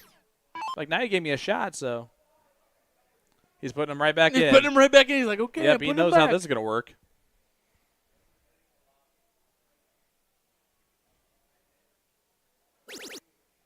No, that was a good move by him. Yeah, definitely so. But maybe. You got to put it away if you're Darren. He does. Oh. 4-2-9 at the end of the day. He gets the job done. And now Robbie has an opponent. And rock on. There from Auckland. All righty. Well, you can see Gary Bloom warming up there. He's going to take a couple. It looks like he's ready to go. So that is where we will head on over to next. Skittles has a nice little ole to his dart throw. Yeah, he definitely does, doesn't he? Just a little bit of one. Oh, it's a major one. It's impressive. But he still is a really good dart player with it. I'm telling you, some of these Wisconsinites pull off some pretty insane throws. I'm looking at you, Matt Graff.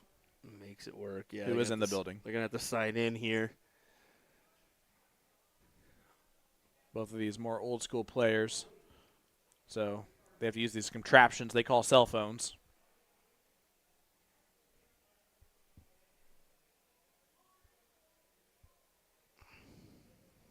Got a few people in the chat that want to throw some opinions up, so Yeah. that's Everyone's always entitled the to case. those. That's always the case, right? Yeah. Well, Haters gonna hate. Ainers gonna ain't. Sampson in the pit. Come on out next year. What do you say? Booyah Cup, Sturtevant, Wisconsin. Aim for March. We'd love to see you here. See how good you are. That would be great. More attendance, the better. I have a feeling that Samson only plays proper dots, Only proper. if I had to guess. Only steel. All right, it should be No Mickey Mouse. about ready to go. Tell you But- what, some of those PDC players love a good little ticky tack, don't they? Every time they come over from Vegas, they have a great time. They do. They really do. And the games can translate. But here is the Scotty Miller. Wisconsin legend.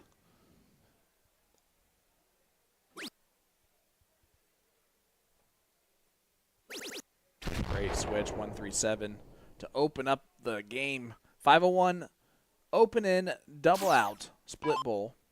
Then they'll play 2 legs of cricket. We have still yet to see a match go to a 4th leg. Surprise, surprise. Yeah. Which is a real surprise, surprise. As Skittles hits a 140 to follow. These are 2 great Wisconsin players. Yeah, I actually got round number 1 in the blind draw versus Gary and Matt May, two pretty good, talented folks. And, yeah, Gary was the one making the right moves as we see Scotty Miller making a right move there for a big 180. Massive. That's a max.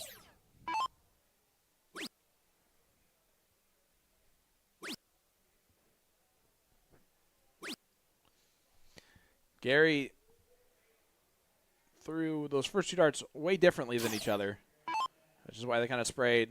Doesn't find on dart 3. The 180 put a little pressure. Yeah, Gary would be the first one to tell you he doesn't have the most aesthetic-looking dart throw by any means. Maybe not want to copy me. Listen, it honestly is impressive that he gets it to go where he wants it to go. Scotty Miller, it looks like it should go where he wants it to go. But to time this with the upwardsness of the throw, those look more controlled, though. And again, he releases the dart before he does any of the extra motion, which is why it works. Well, Jiggles were saying last time I knew Skittles was throwing 10.5 gram darts, so wow. Those lighter barrels, man. They're a new thing that's taken off. Scotty Miller, an old thing that's taken off. Big first leg from Scotty. 1-0 lead. Took the pill, got him in the right mindset, didn't he? Here we go. It's Miller time. That's exactly what it is. See there, appreciate West Coast Design and Legendary Darts Bar there in North Dakota for being our streaming board sponsors.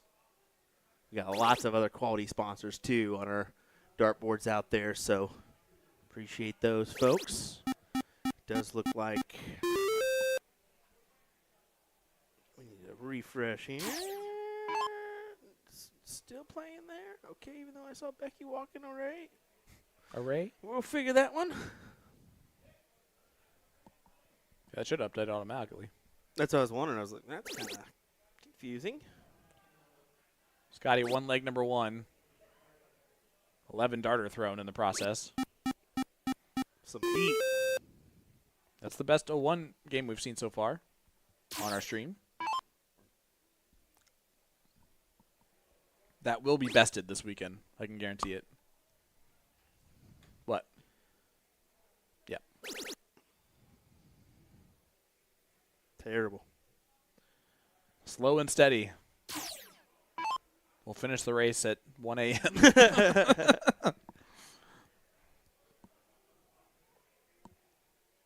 Miller going to look 18s.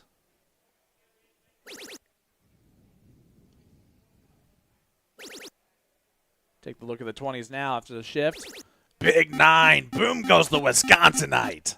Scotty Miller. There you go. Big shot indeed. I need to change that scoreboard too. Hold on one second. Caught myself.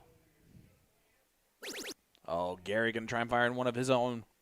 Boom goes the Wisconsinite right back. Back-to-back 9s there. Gary is blooming now.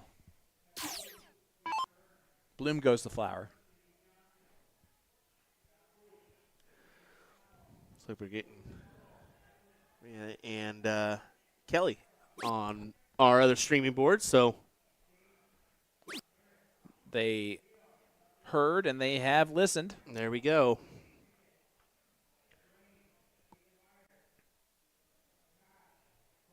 So far, the person who's won leg number 1 has won the match in 3. Right now, though, Gary in control of leg number 2, throwing a 6.33 in the process. Oh, look at this. Back-to-back 9s for Gary Bloom. Hello. Scotty said, a 10 mark's better.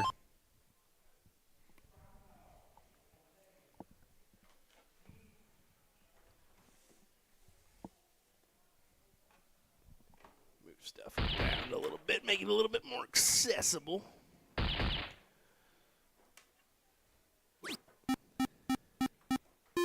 Scotty hit 3 in the black, but the third one was just a single 15.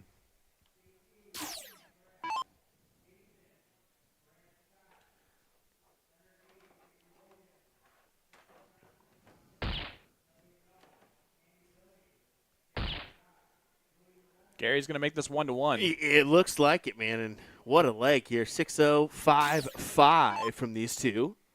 Yeah, we had Miller time in leg number 1, but leg number 2 was Taste the Rainbow. Just throwing left and right hooks galore here. Who's going to get the first uppercut? It looks like Scotty, of course, did get the first leg, but yeah, Gary's going to come back with that strong one. Oh. I like the kick out on Dart 3 for Scotty. Just a little side lunge, never hurt anybody. Yeah, exactly. And Gary does win leg number 2. We will stay for cricket, and it is alternate start, allegedly, here in this. So it will be Scotty going first here in leg number 3. Yeah, and a big high five there of approval. These guys are pretty friendly with each other. Of course, many of our Wisconsinites are, let's be honest. I mean, there's a lot of them. Yeah. So it's kind of impressive, actually. Savada's still waiting. John Lindbergh, JP Pierenboom are playing to play Savada in the next round. And they have not gotten started yet. Gary sensing an opportunity.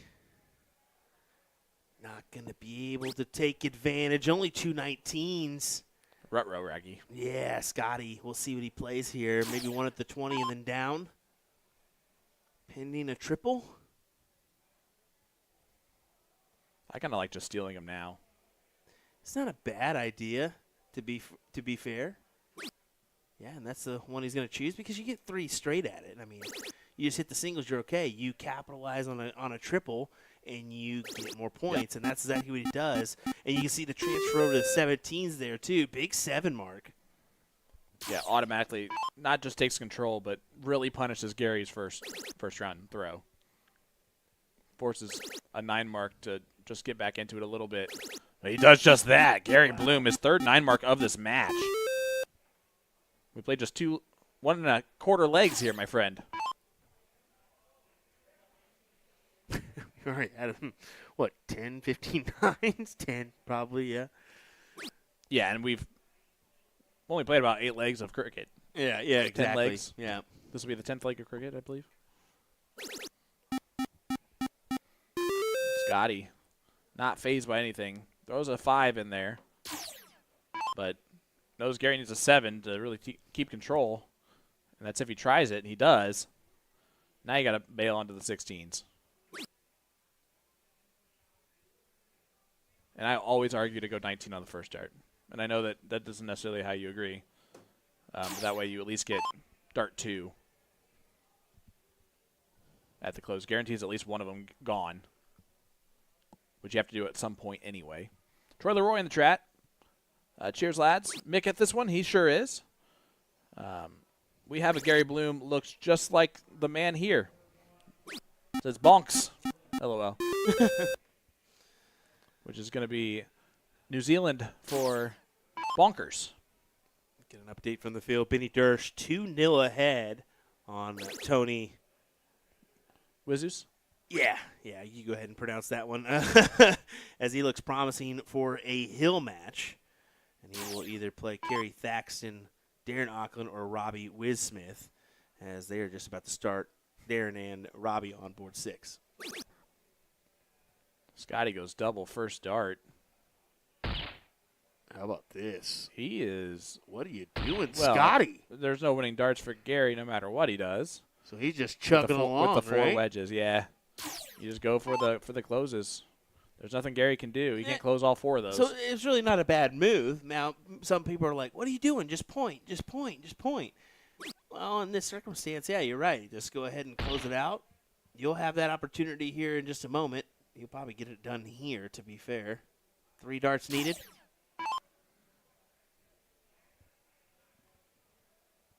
This will take a 2-1 lead. It will be Gary starting leg number 4. And it will be Gary starting leg number 4. It will be 501, open in, double out, split bowl. For those of you that are asking at home what I just said, just steel tip. Typical leg of steel tip darts. Yep.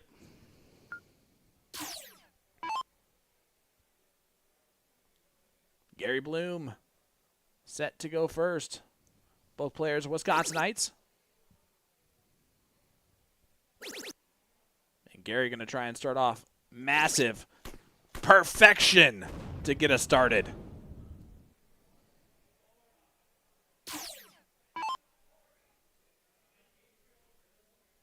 Yeah, good round there. Starts him off well for this hopes of 2-2. Yeah, how about this? Troy Leroy has back-to-back 180s to start off. Do you want to say it or do you want me to? They're both on 9s. They're both on the 9. This is insane. Gary Blue is right there. Troy saying, Benny Dersch, that's sweet, as when I started plastic, we would watch World Plastic Tip, and he's one of the best at the time. Yep. Yeah. Trying, like we were saying earlier, trying to get back on that world's stage. And Matt Cognauer, this is the loser side of the bracket. Okay, we forgot to say it. You blew it. In regards to Gary, Well, you blew it as well. He bloomed it, That's it. which is kind of rude to say. To be fair, he did do it on dart 4. But then he went trip 20, way out in front to send us to a last league decider. As long as he doesn't start doing the mess around now. He's doing the mess around now. He did the mess around. Scotty can put a lot of pressure right now. Yeah. He can leave 92, which is just like something Scotty would definitely do. Yeah.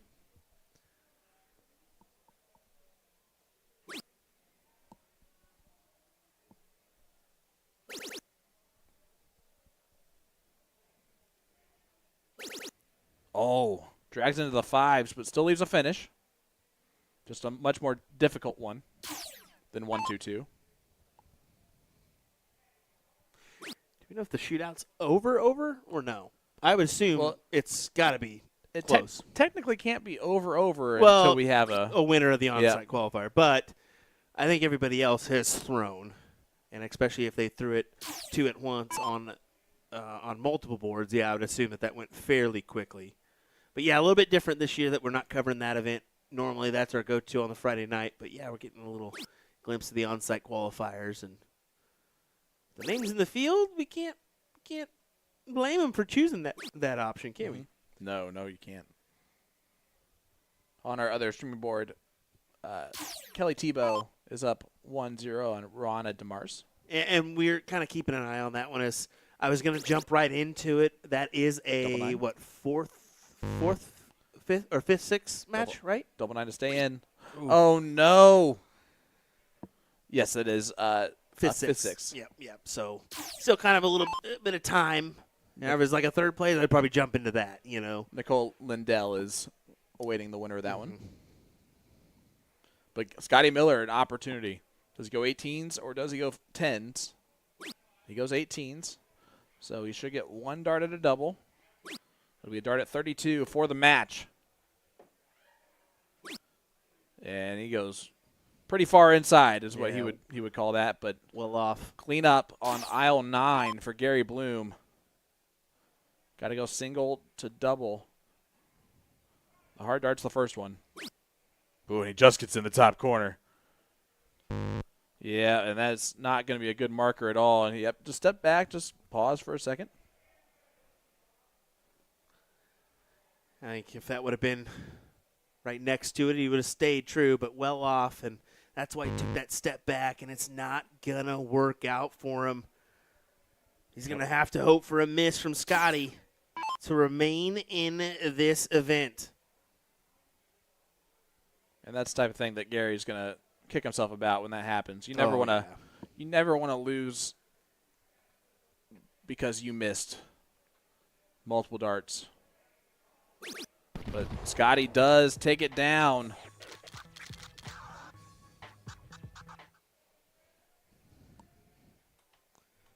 Three to 1, Scotty Miller. As we move right over, here is Rana DeMars. Roanna, okay. Sorry. Yeah, that's okay. I even said it correct multiple times. Board cam. Did it not go? No, it didn't. Wow. And I know you hit it too.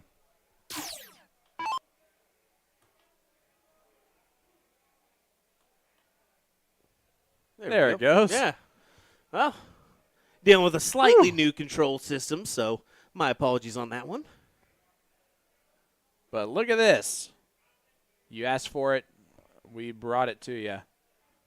Ladies on the stream, and we were happy to see these. Two extremely good players in Kelly Tebow and Roanna DeMars. The winner gets Nicole Lindell, who just defeated Jennifer Pickett 3-1. Nicole has actually rolled from the very first match where she lost to Jennifer Pickett. So she gets redemption to get to that 4th place matchup.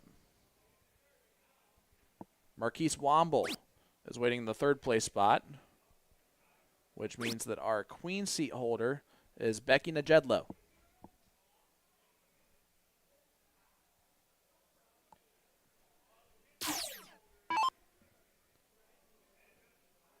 It's going to be 1-0 one of them. Yeah, exactly. We don't quite know who because of the alternate start here, so it'll transfer over. And we'll be we can check out. Yeah, that's right. Tebow is up 1-0. Yeah, that's right. Forget about the scoreline being available on TK. That's kind of a new thing for us. So we'll put these links in the chat for you. We have a few wondering where they can find the brackets for this one. So. Ryan, to be fair, most people are an extreme downgrade from Chris Grimmel. Good 5 mark there from Roanna.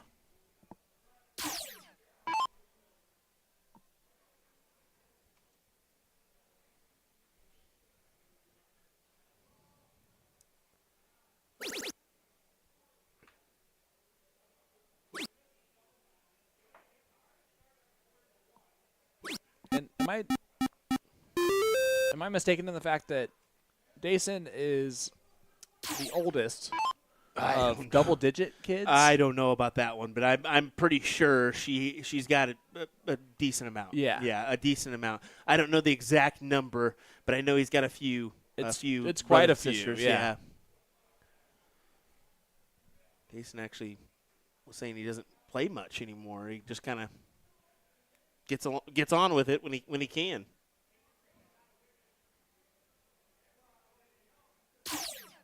The 120 flight system. Oldest of 169 years, says Sugar. That's just rude. Come on, Sugar. Oh, why are you going to do this? Why is your name got to be so sweet when it's so sour? Just bitter. Just bitter. Just bitter. Well, Tebow, big 6 mark to really open up the door. Trying to take a 2-0 lead on Roanna.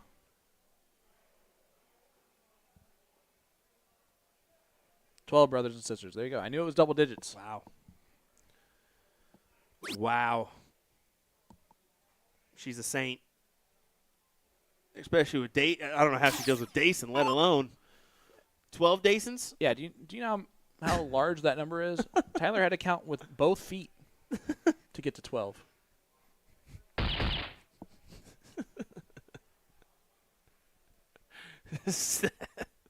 Come on, Sean.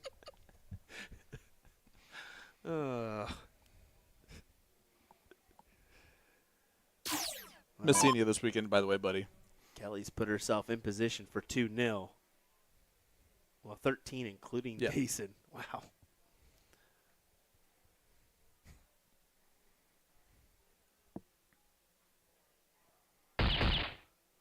Tyler goes, "Thanks, Sean." No problem, Tyler. That's what I'm here for. Roanna not able to capitalize as much as he wanted to. So Kelly, 1 bowl needed to take the 2-0 lead.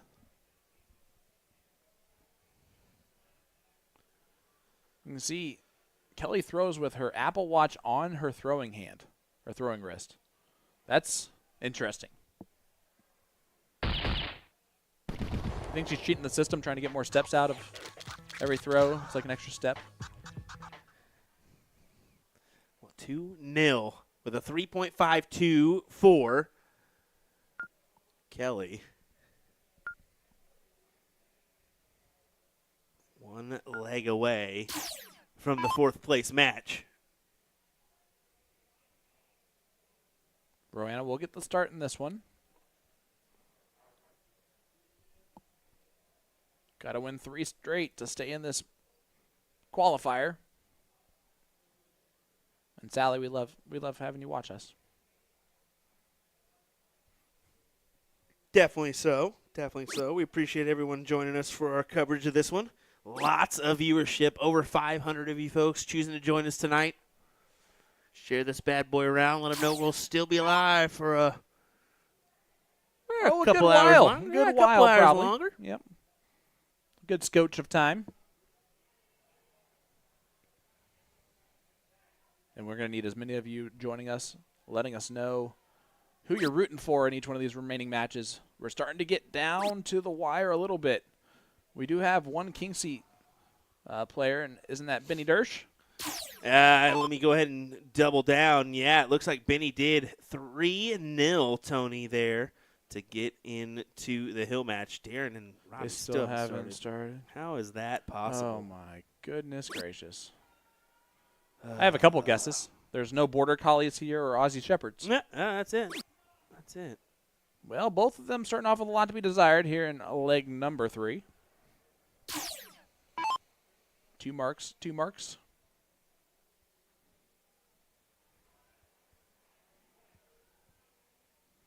Sally's saying her money's on Adam Sabata. He's in the loser side of the bracket right now, Sally. He's got to get some work done.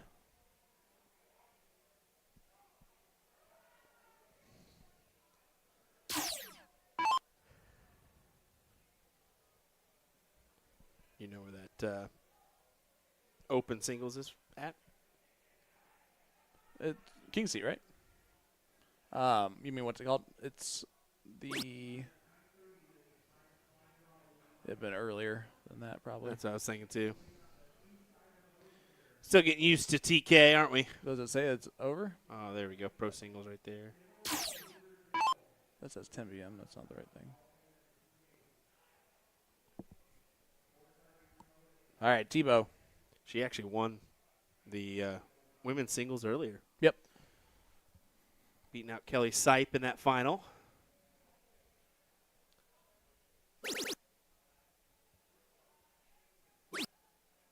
Great player coming into this with a lot of confidence.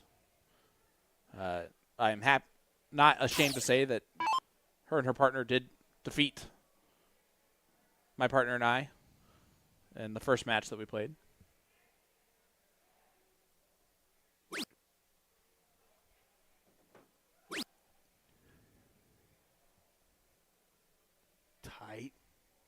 Tight affair here. Yep. Kelly's going to get the look at the 18s or 17s here. Maybe a fancy.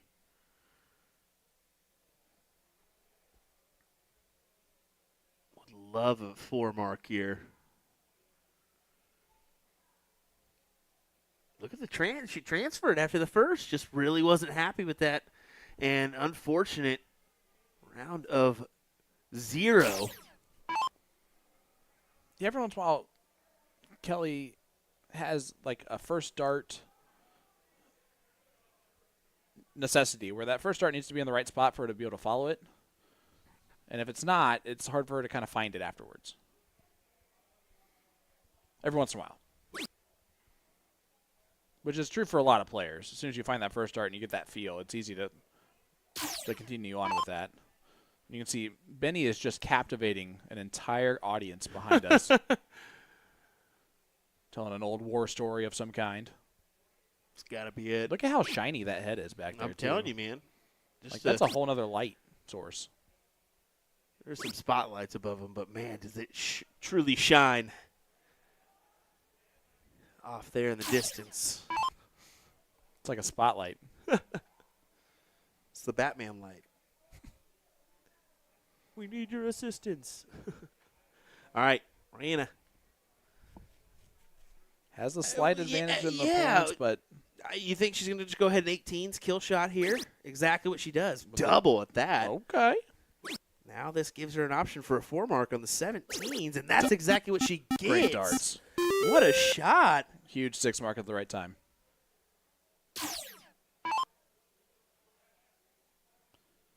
Cody, we told them, like they were supposed to put the averages on the board. Actually, there is on the other one. We get it for the men's. It was just a slip up on the women's, I'm guessing. Now they are using a newer system than a lot of these guys are used to. I know there's 1 or 2 that frequent this one.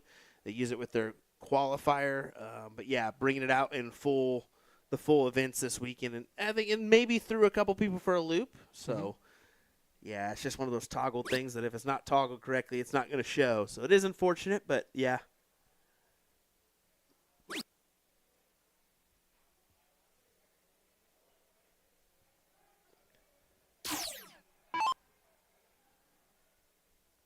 All right, here's Tebow. Up 2-0 here, leg number 3. She has those 15s, and that's what she's banking on right now. She going to look at the 17s aggressively? No, stays on the 15s, and I like that move. Yeah, stay right there.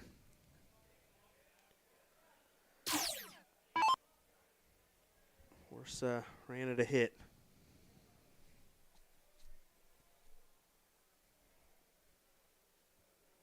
Oh, you're good, Cody. Trust us, we like to see that stuff too. Hell, it makes our job. It makes our 100 times easier. 100 times easier, yeah. Big last start from Miranda. Gives us talking points, and Yep. Wow. Can't believe he's throwing a 7.75 right now. He's losing. Yeah, those are nice. Meanwhile, Sean's over here trying to do the math, and it's just not working out as well. Oh, I'm not trying. She has crisscross applesauce, those trip 10s. So unable to find much more than just a 1. So ties up the score line, but an opportunity now for Rihanna.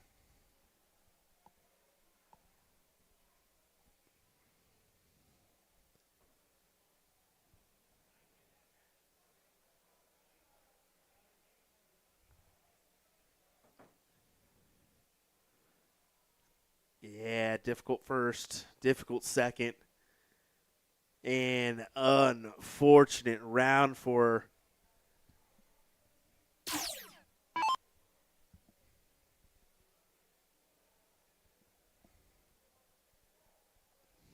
32 minutes ago.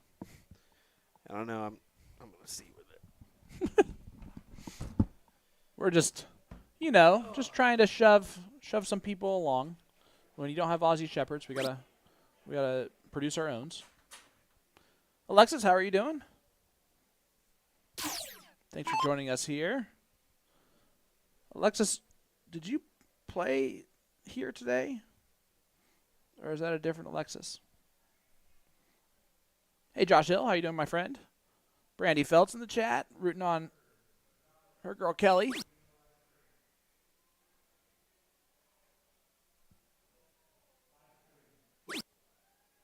And Rihanna does get the point lead back by 2, but Kelly has given herself a good opportunity.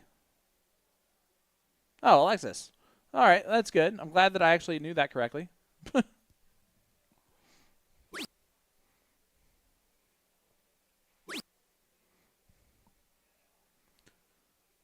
Jakob, what's up, my friend? Ogden, Utah. Lost Boys in the chat. Hope you're doing well, buddy. You saw Will just pass by, so everybody shh.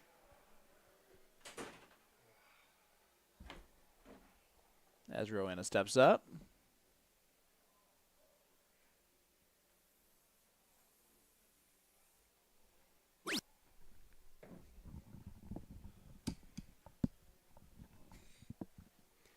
Yeah, it looks like Darren is there at the end, playing in his final of that open singles. So no matter what, he'll be done now. So yeah, it's I don't know how that. There's nothing else you can do. I don't know how that thing's still going. To be fair, it's nuts. That is nuts, bonkers. I need to see how many people they had because it's just crazy. But if you had, I mean, don't get me wrong, you had the numbers. totally understandable, you know. Coffin shot. Big shot. Kelly indeed. Tebow. Huge coffin shot. And that might be a coffin shot for the entire tournament for Rana. I believe it is.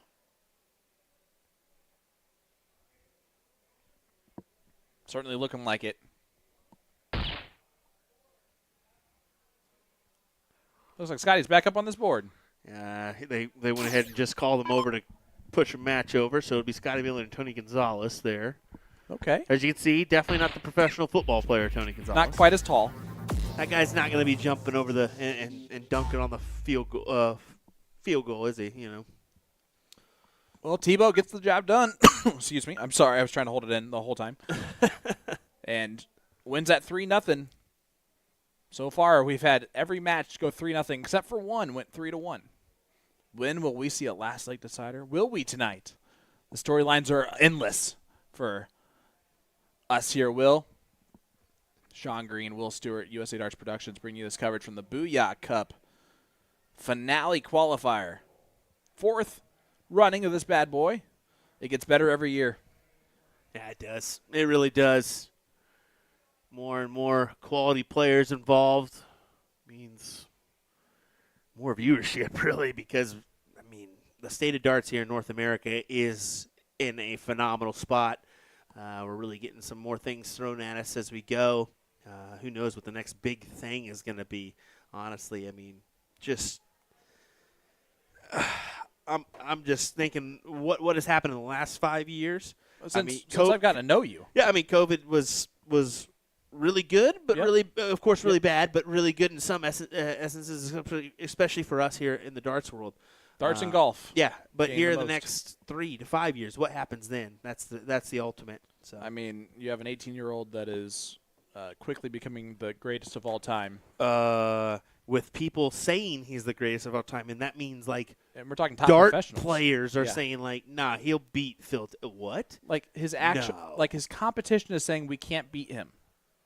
That's nuts. I couldn't believe that when Gerber Price said that this past week. I was like, what?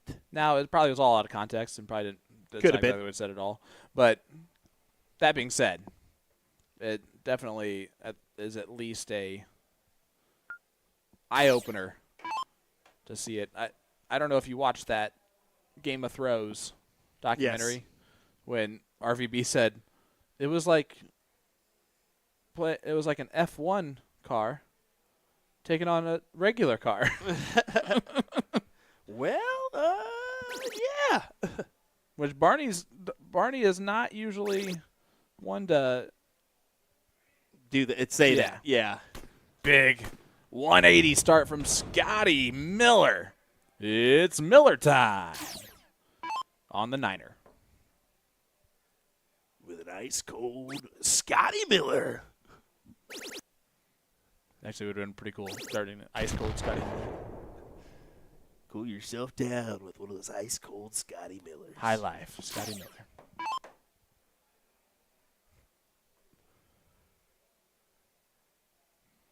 Then if you had a son named Scotty Miller and Scotty Miller Light. That's it. And just keep the train rolling. What do you say? What do you say, Scotty? That's going to be tough to find a third. He does find the third. Scotty Miller. 6 into it. Come on. Guys, quickly hit share. Yes, do so. We're not going to say it, but something might be brewing here. And if you're Tony, you're just like, get out of the way.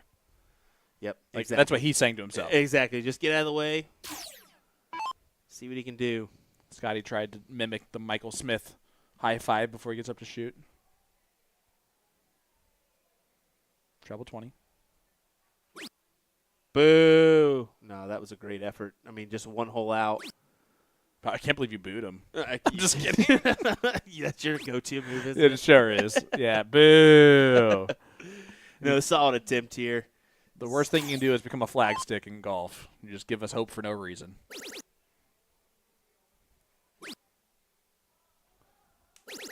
Tony Gonzalez does leave a finish at 155. Miller, a 2-dart combination, might only get a dart at the bullseye. Sammy You're asking who won the first one since Gates is a 3-time champion. Well, Leonard Gates. Leonard Gates won every single one. This is our 4th Booyah Cup. So, and then we did make the split in year number 2 to add the ladies event. Paula Murphy and then Lisa Yee getting last year's title. Scotty tees it up. Yeah, but still, I mean, this option can't go for Tony. It's a big hit, but Sure can. if it goes, man, confidence goes your way. Just rides the first one high. So, the tee-up works. 32 left for a measly 13 darter after the first 6 perfect.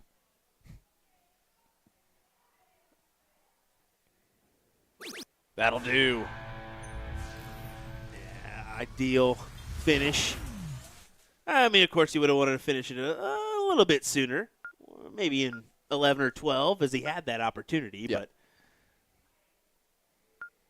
But he'll certainly just take the leg to put him one step closer to the next round. And Tony steps right up. Finds 4. We're playing cricket. The next leg will also be cricket. Alternate start, where Scotty will go first no matter what in that next leg of cricket.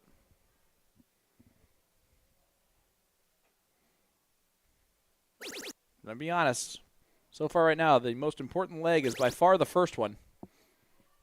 As so far, every single player that's played on our streaming board, if they've won the first leg, as we get a boom goes the Wisconsinite, has won the match.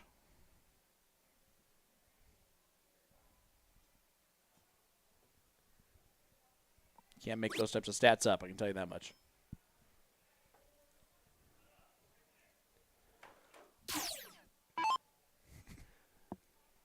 Scotty in prime position to take the look here at the 20s early. Closes them over to the 18s. How about a 9er? How about a 9? Come on! He's still perfect again. Jump on the horse and run. We're going to start calling him the Angel. He's so perfect. Scotty Miller just turned into a jockey instead of a dart player. And boom goes the dynamite. Got to give Tony one. Now he's like, doesn't matter. This is great. Having fun. Tony's just having fun in the sun right now. Scotty just smiled to see how he was going to pull this off. He tried to go 15 first. And I don't care. I would probably have done the same just because of how automatic I felt. My goodness. 8-3-3 right now from Scotty Miller. Yeah, impressive. Impressive. And if you're Tony, I mean, this 4-6-7 isn't even sniffing an opportunity here. He does take the bulls, but it's just a matter of time before Scotty ends this one. Or this leg, I should say, for 2-0. Yep. Ron Miner saying, I hope Tony's nickname is the Flamingo. If not, his friends are missing a golden opportunity. He goes up on that 1 foot. Scotty, did he block himself on the double? He'll shoot it anyway. And he'll hit it anyway. What a legend. 7.25 from Scotty Miller. Unreal. Unreal. Best average on the stream so far this evening. And I believe he also had an 11 darter earlier, so he actually has the 2 best games so far on our stream this evening. Even he's saying, I don't know what that was, but I'll take it. That was a glimpse of the past there for Scotty Miller. And now he gets to go first doing the same thing. Yeah, exactly. And this is, he sets himself up for 3-0 already just by getting a start. Matt says, I like Scotty's style. Just looks back yells at someone, looks back at the board. Let me wrap this up. Then he starts sad dogging it. And it's only a 2. He's human. As most legends turn out to be.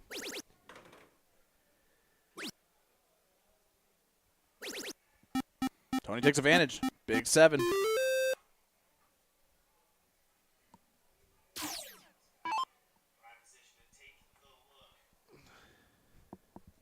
Turn that one down.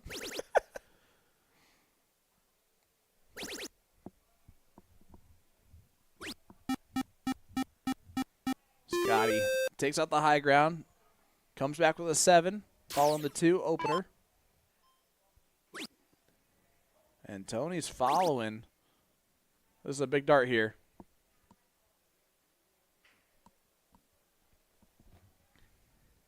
And I think that dart, it's weird to say this, that might hurt him so much that it might be impossible to come back from after that.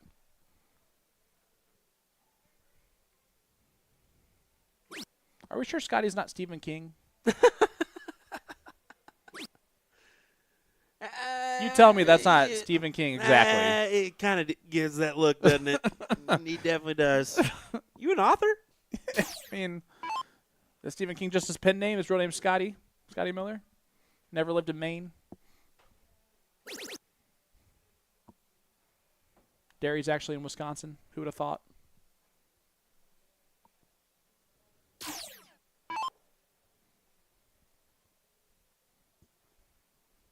This guy's have to look at the 17s now.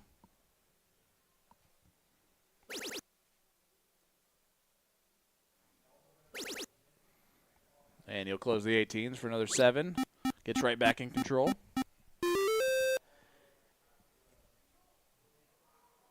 He's over there just talking to somebody as he walks back. Yep. Half focused on the match, half enjoying himself.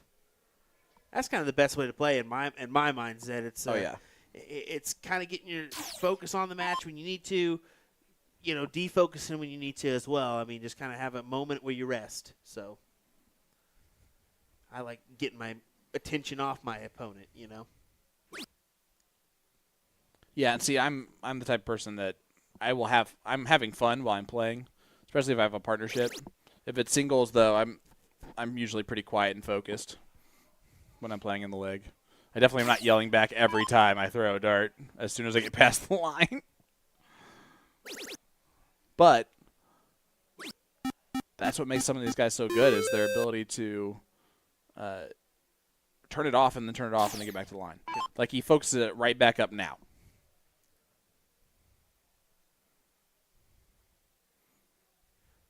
Trip 15, double single needed. And he attacks. Mm-hmm. Oh.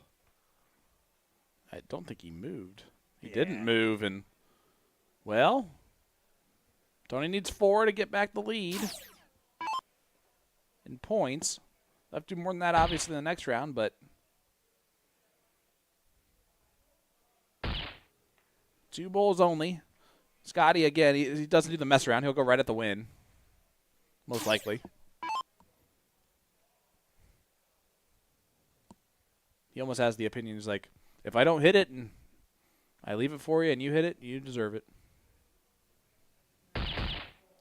But he's going to hit it. Scotty does hit it.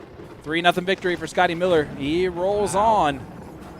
Impressive. And they did just call our next ladies matchup. It'll be Kelly versus Nicole on board A. So that will be the next one that we get here in just a moment's time. As we'll take a quick second, folks. Take a breath, grab a water or two, and then we'll be back with more coverage here. This on-site qualifier for the Booyah Cup here in Sturtevant, Wisconsin. William Stewart alongside me is Mr. Sean Green. We'll be right back with more coverage in just a moment. I like how passionate Raul is.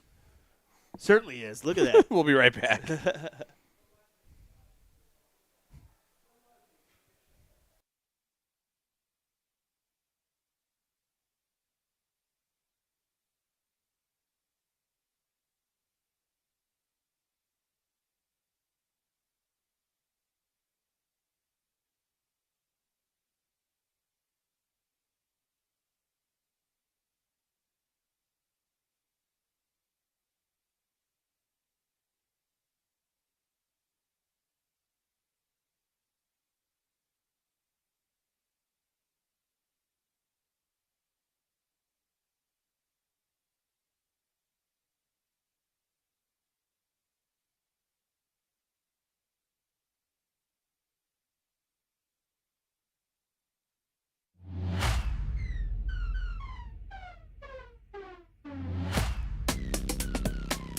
Darts weights generally vary from 20 to 30 grams. From sort of 20 to 23 grams is the more professional and advanced route, and that is generally because it's a smaller dart, there's less surface area, so it gives you that option to be a lot more accurate.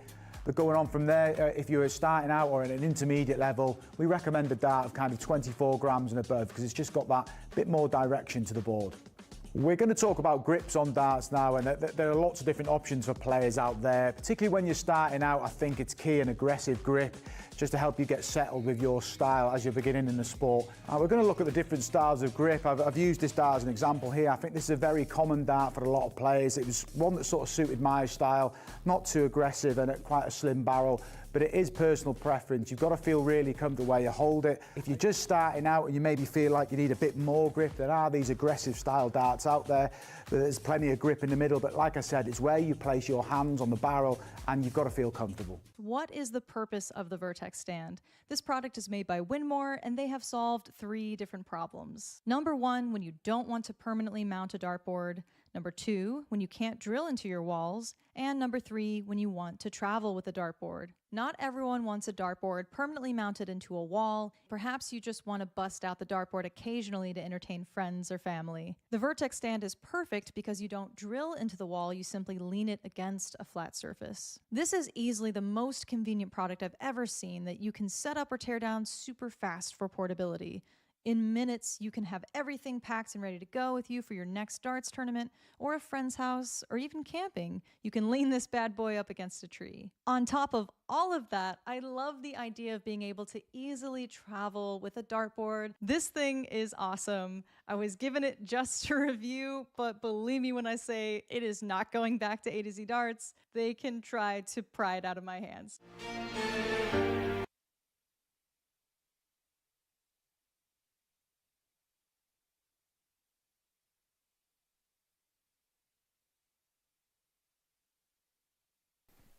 Back for more action here as we get underway with our 4th place match here in the ladies on-site qualifier. Kelly looking strong so far in this one.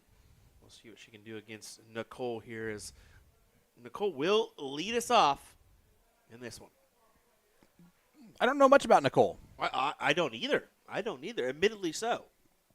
Playing open and master out. Well, I know she's dang good. Starts off with a hat trick. After waiting for quite a while, it's just like, all right, I'm fine. Yeah, good start for her to this matchup. Is she the person that we get to know for the first time? I know you don't know. Have you streamed Becky Najedlo ever? No, I have not. So another one that is an interesting new name.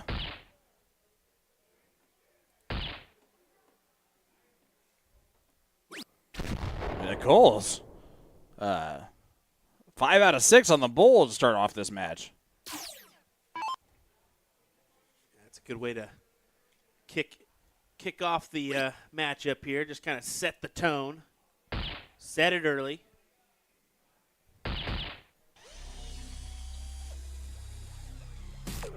Knew Kelly wasn't going to be far behind for long.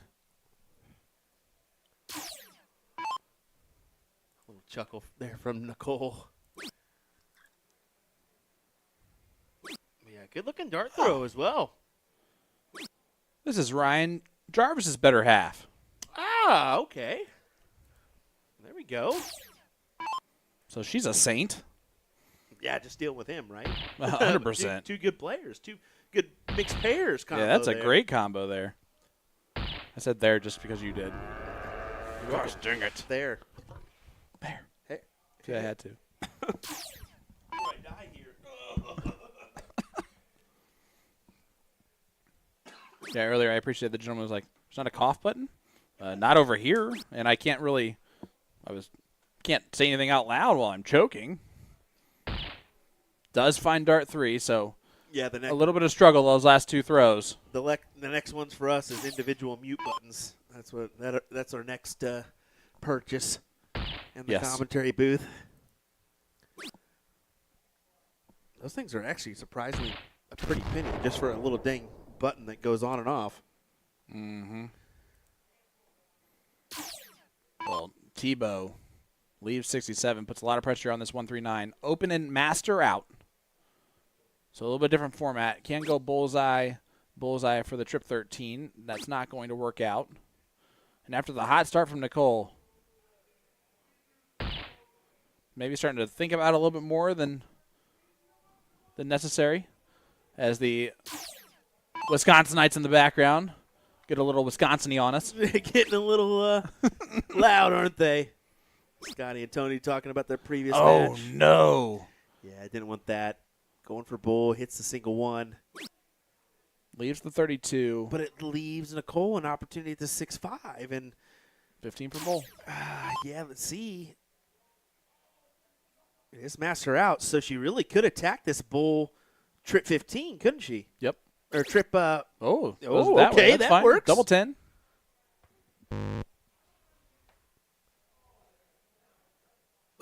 How happy is the accident? Well, it's very happy right now.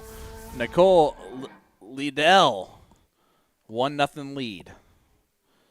And Nicole, good news. No matter what, your name's going to be hard to pronounce. As I still don't know if Jarvis, I just say it 18 different times, even though I've talked to him 18 different times about it. I think it's Jarvis. It's Gervais. Couldn't tell you. Yep. Couldn't tell you, Sean. It's probably Gervais. That's my final answer. If anybody else knows, I don't want to know.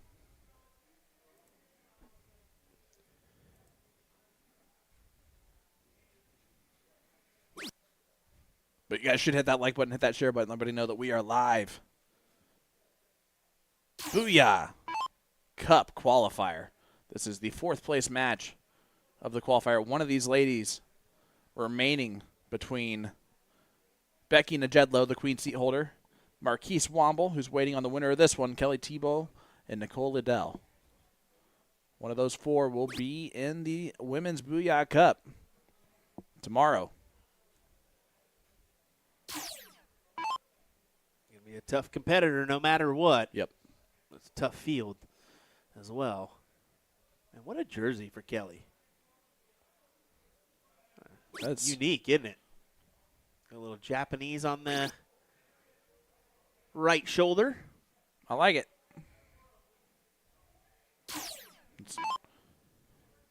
Looks like a quite horrifying scene on the back. And she's an absolute sweetheart when you talk to her.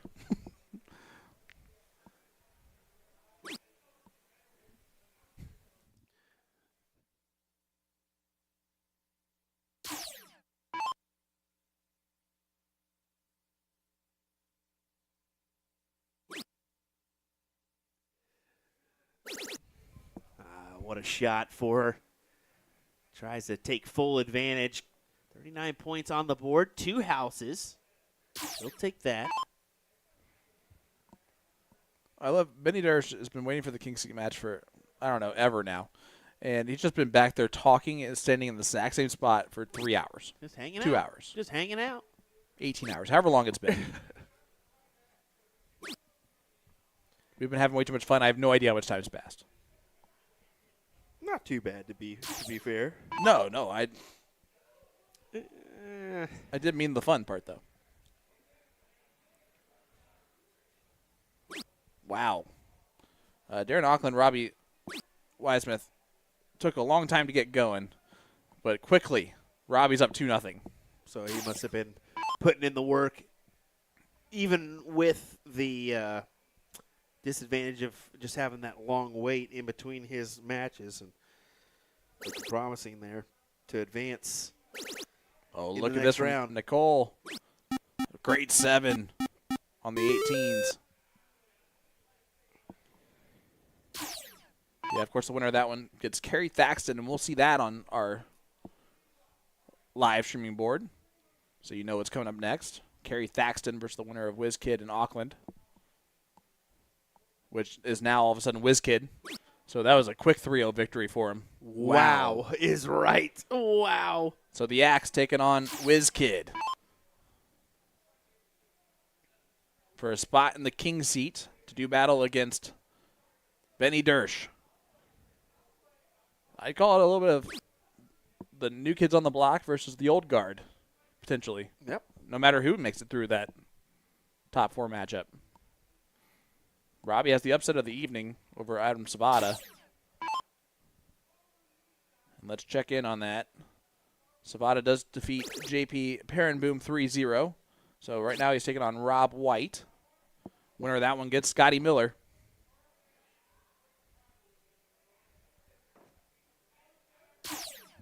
And Darren Auckland will now go over to play Garrett Rakowski. Oh. Winner of that one gets Jaron Todd. The winner of that one gets Tony Wiltsis. And then we're at the 4th place spot. That's a tough position to be in for Darren.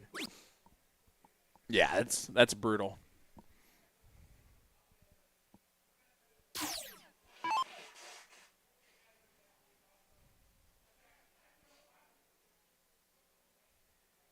Everybody, real quick, put your third favorite color in the chat for us. What is it? Let us know. Also, where are you tuning in from?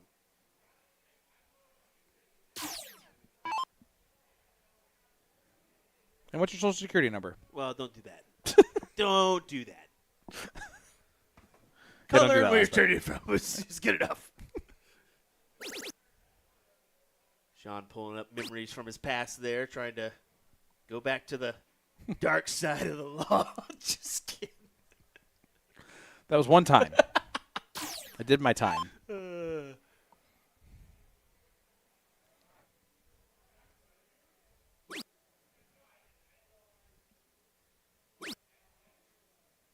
Kelly gets that point lead back and a look over the 18s maybe. No, it stays on the 20s.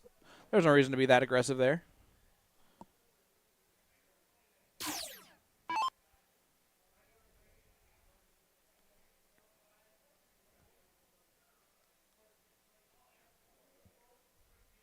Steve goes, almost put that SS in. Says leg number 2. 1-0 score line in favor of Nicole. I like Nicole's throw a lot.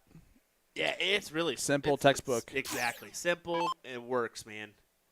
You know what? Nobody even took us up on our third favorite color or city. Come on, guys. Shocker. What's going on here? We got plenty of people viewing. I know you're listening to us. But Steve almost put the SS in. That tells you how many people listen to you and how many people listen to me. Are you muted? That'd be even funnier. Oh, no, I am muted. I'm just kidding. Dang it. Sorry, everybody. Got Maria saying, watching from Arizona, let's go Savada. Yep. There we go. And you can follow along. Oh, wait. Whoop. Mike Maloney's tuning in. You got something to say? I forget. Oh, Mike Maloney has great hats. That's not what I was going to He paid say. us $5 to say that. Oh, that thing. Mike is the greatest player of all time. That's it. The GOAT. Totally didn't, but did pay us to say that. Best truck out there. It's the white one with Smash on the license plate. He actually asked everyone to sign it that sees it. Hey, there we go. Yep, so if you find yourself with a Sharpie and around his truck, I don't know, go sign that truck. I'm going to have to pay him that $5 back, I think, after that. You may have to. Get Nikki purple, she says. Suzanne with red. Watching from New York for Andrea. Orange for Tiffany. Okay. Some good colors. Third favorite's teal. That's an interesting one. There's Robbie and Carrie. Yep. Already walking over. Carrie looks like he's sponsored by Zen now. And all other things casual. It looks like Oh, what a shot. Carrie. It looks like what Carrie wears every day is what he could also just go lay in bed with, you know, and stylish in both formats. She'll relax. Then Taylor, the complete opposite. She wears a jersey every time. I guess occasionally she will wear a T-shirt. Yep. Yeah, it's true. Takes the game way more serious too. Yeah. Steve, windows are not available. Nor is probably an actual truck.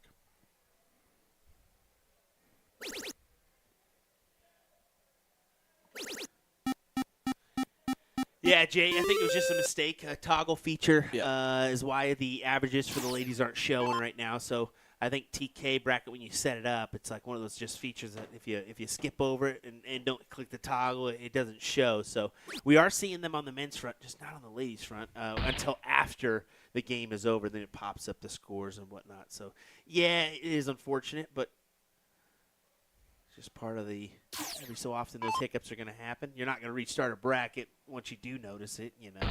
Yep. But no, it's not important enough for that. Exactly. So Kelly trying to secure this leg. No, it's still 1-0. It's still game 2. Yeah, it seems like it would be game 3 already, but kind of caught myself there. As you can see, game 2 still in progress. That was weird. Progress is what he meant to use the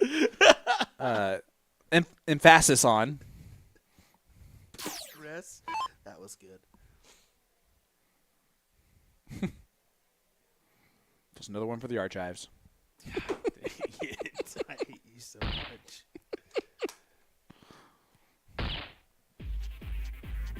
Kelly does win leg number 2, 1-1 scoreline. So we're at least going 4 legs, which will be the tied for the longest we've gone so far in a match. That only happened one other time. Still nuts that that's a stat for the stream so far.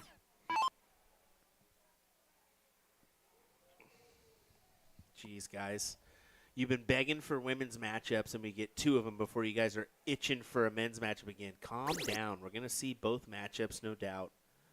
They haven't even started yet. Yeah, we'll do our best. We'll keep you updated if things kind of change on us. But the men are a lot no, the women are further along than the men. Let's just put it that way. So no matter what, we're going to have a few more hours of coverage for you.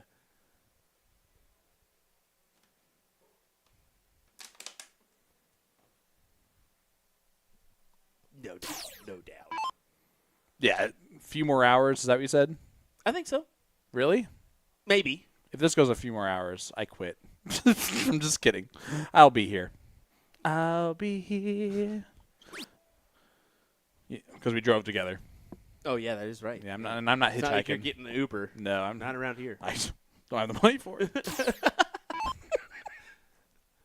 Savada Rob White still waiting to get started.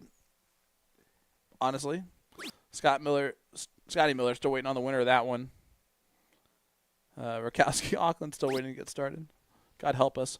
Jaron Todd is waiting the winner of that one. And let's just get to 7th, 8th. We're still in 9th through 12th for 2 of those bad boys. That's definitely a couple hours, bud. Oh, you said a few. Couple and a few are way different. No, they're not. One's 3 hours, one's 2. No.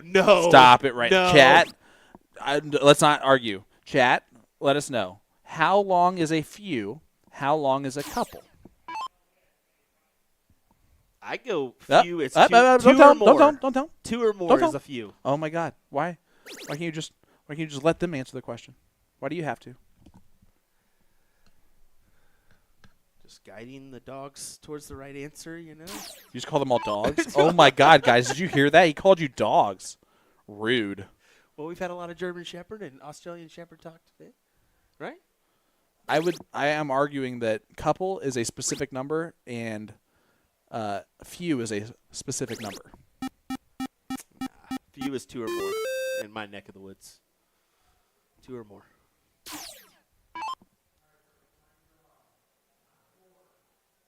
See? We got a few. 4 is a few. Get out of here, Travis. Well, Travis, what the heck's 3? He's going to be at 3. 3. 3-ish.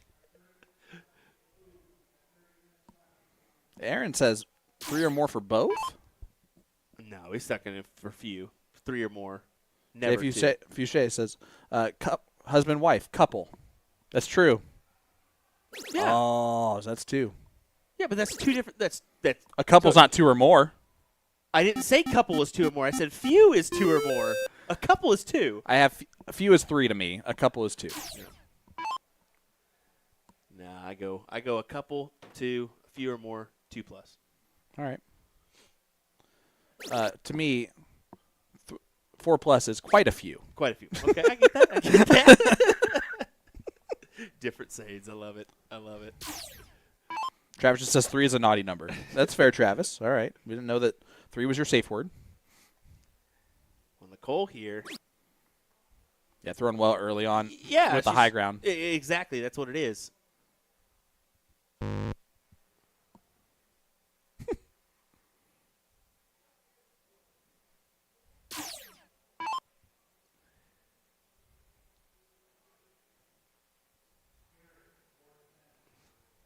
A little rude. They can't count in his neck of the woods. Come on now. No, I agree completely. We got a world-class education system. World-class. In Wichita. What did you say? Progress? What did you say? How did you pronounce that? It's 'Cause it was the weirdest. I didn't know that worord could be said like that. Progress. You did not say progress or progress. You said like prog-s? I don't know what you said, but it was something like the accent was real weird. Anonymous is being very truthful in their statement. I do not want to Google what a few is, Aaron. Now that you just did that. Numerous things could pop up on that one. But I feel like quite a few has to be something. Then it's got to be more than 3. Few's a 3, couple's 2. Potato, potato. Tomato, tomato. Nicole But up if you say tomato, you're weird. by a good Or potato. Potato's weirder. pecan or pecan. Here we go. Have you ever heard someone say potato? Yes. No way. Numerous times. There's no way that's a real thing. Potato or potato. Well, I know the saying, but I don't think potatoes are really a thing. Anyway. Oh, Aaron just. All right, fair.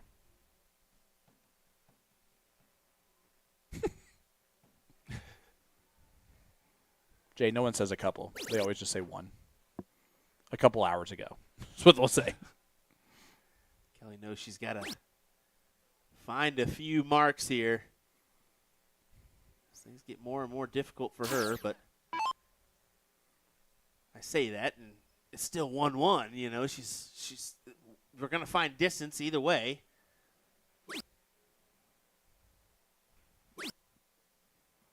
Sunshine State Amish is in the background there, Mr. Austin Braswell. Rocking the chinny chin chin beard. And, of course, Taylor Thaxton is the one that's pacing back and forth watching her husband play. I think Taylor has more fun as a cheerleader than she does as a player, if I'm being honest. That's the more nervous part, isn't it? Being 100%. Being the cheerleader. We see that a lot with, Crystal Buns. Mm-hmm. You know, she gets stressed to the max when she's watching Stowe.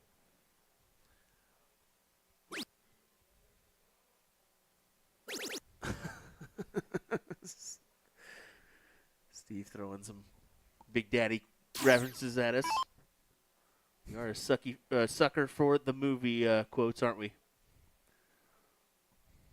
That is correct. That is correct. Leg number 3 here. 4th place match. Women's Booyah Cup qualifier.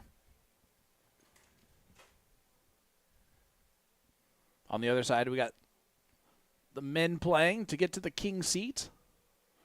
One of those 2 players over there, Carrie Thaxton or Robbie Weismith. Yeah, they're cruising. Can you check TK for me?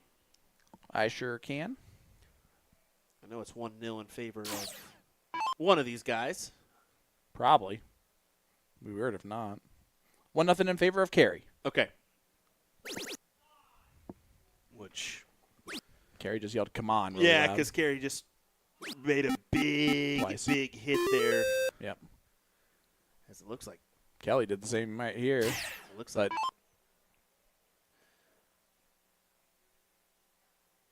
We'll see here. High ground. Yeah, that's exactly it. Then makes her shot at it.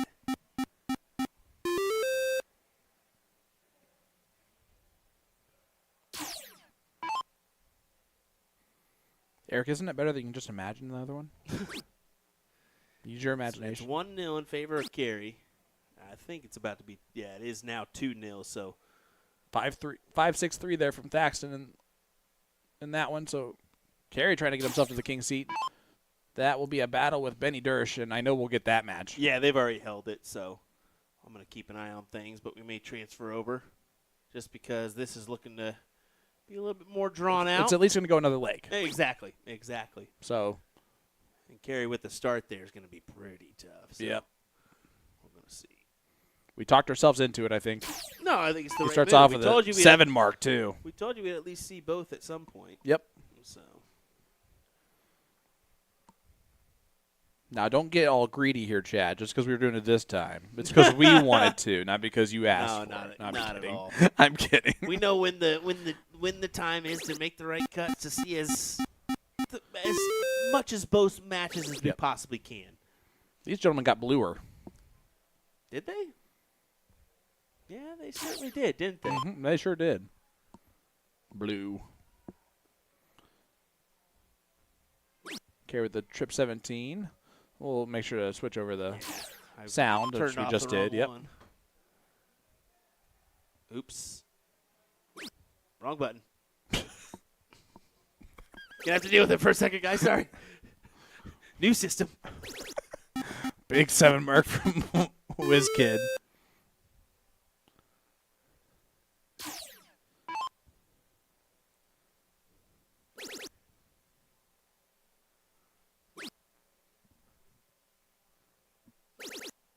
Carey was down 80 points when he took the shot at the 18.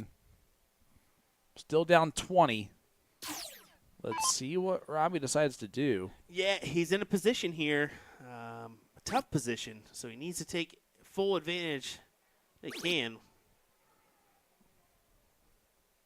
I don't know about that. I mean, yes, you got to take a play at the higher ground eventually, but only 38 ahead. Well, and Carey just ran to the line. I mean, in return, he sensed that opportunity. Is like, okay, if you're going to do that, I can He's go trip looking. 19, 2 18s. Yep. Gives himself a little fist pump. Carey Thaxton. You see Taylor back there hyping him up. She's going to steal his drink.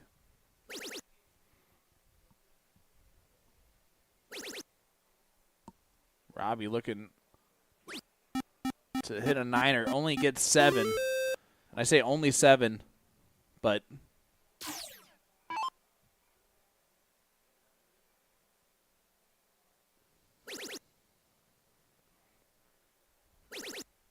What a shot for Carey.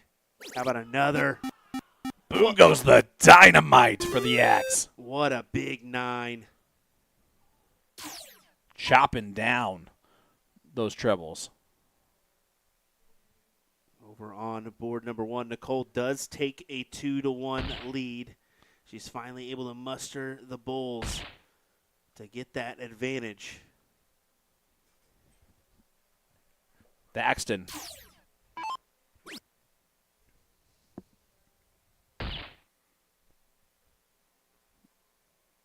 Checks the math just to make sure.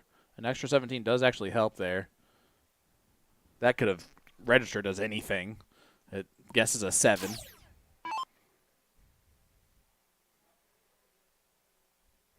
Robbie needs a lot and then a lot of help.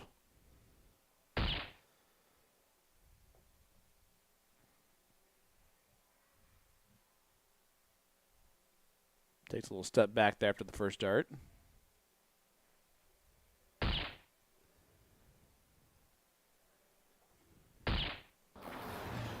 He's going to be disappointed with the hat trick. I Only mean, 3 bowls. rightfully so. Yep. And Carey's going to have 2 to clear. 3-0 here for a chance at Benny Dersch. He does exactly that, a 5-4-0 from Carey Thaxton. He is throwing fire right this second. And as we'll try to jump over as quickly as we can for back to the ladies' match. We are going to have this overhead shot for a split second. But guess who's back? Back again. The ladies are back. Tell your friends. By hitting that share button. But Kerry Thaxton. Yeah, Should be right back up on this board against Dersh. What a display. And they may actually hold that and hopefully get a few more because we are a little bit ways back. They may hold that out for a little bit. That's fair. And do a couple on the back burner is what I assume they'll do. But we'll see. We'll see. Well, for some reason, Scotty Miller and Adam Savada is also on hold. That's one I do not understand at all. But Kelly trying to tie this baby up to send us to a last league decider. We've yet to see one. Yeah, which is kind of crazy, isn't it? It's insane. We would have seen at least a couple by now, you would have thought. This is so far like resembling the Kenosha tournament that we did. And that's another Jeremy Byrne. 19. Bullseye. Let's go the distance for the first time. 4th place match for the ladies. Going all the way. Is it going to be Nicole Liddell or Kelly Tebow?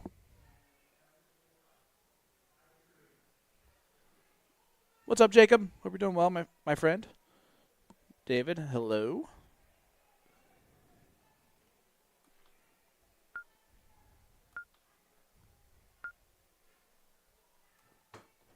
Someone's yelling pretty far away. Yeah, I wonder what's going on there. Does it distract our I'll players? be right back.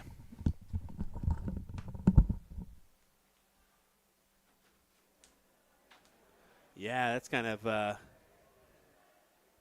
not sure what's going on here. So give us just a moment. In the meantime, though, while we're 2-2, how about a quick word from our sponsors, folks, as we got quite a few of them. Flight Faction, Winmore, EDC Remote, Ruckus Dart Divas, and Red Dragon Darts. We also have a few more in the mix, too. How about Cosmo Darts, Fit Flight, Racine Amusement, Booyah Darts, of course, Fountain Banquet Hall, as well as L-Style. Massive shout-out to all those companies for helping us out this year. It is definitely appreciated. Our players appreciate it as well. So here we go. We'll get back underway as it looks like our ladies are back and ready to go. So we tick, tick, tick on down. Nicole.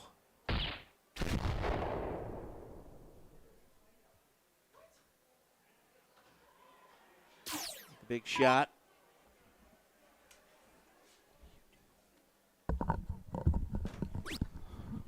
So found out that there was no fight whatsoever. It was just Abby talking normal volume. Yeah, and everybody stopped because they're like, what the They all heck like is looked going around on? the corner too. They're like, what's going on over there? There must be just a brouhaha brewing here. But nope, just Abby Spot talking like normal voice. Goodness gracious. It was clear as She was day back scampering here. by. Yeah. And then We you should have saw- known. You saw her follow Sean back here as she wanted to speak her mind on the situation. I walked up to her and I go, hey, Abby, shut up. And then just walked away. And then she started chasing me. It was terrifying. Rightfully so. I thought I was going to get jumped. They're playing 0-1 for this last night decider. And Nicole right now out in front by quite a ways. Yeah, she's got the advantage here, doesn't she? Advantage by 131 to be exact. Shooting lights out. Trinidad, how's it going, sir? Says these girls are solid shots indeed. Aloha. Whoa. Dylan said, no worries, by tomorrow night her voice will be gone. Ooh, what is going on here?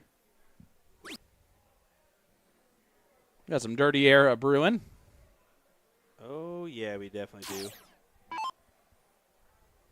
Let's see what our side shot looks like. Yeah, same thing. It's a little bit better. Yep. Got some dirty air. Let me see if I can reload and figure things out here, folks. That one's starting to get back to close to normal. Still not there. Yeah, that's kind of crazy, isn't it? Yeah. 171 can go. Doesn't need to with Kelly back in the 200s. Just going to try and set herself up. 87, not the easiest. Especially a master out. Oh, yeah, we're dropping major.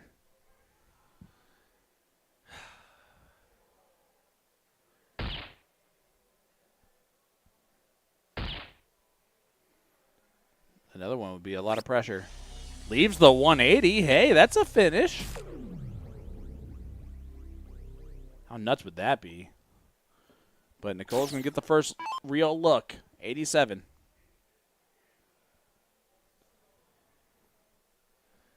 Trying to do some reset. We may just, I'm thinking we may just have to refresh here. Well, bullseye for 28. Double 14 for the win. And she hits it.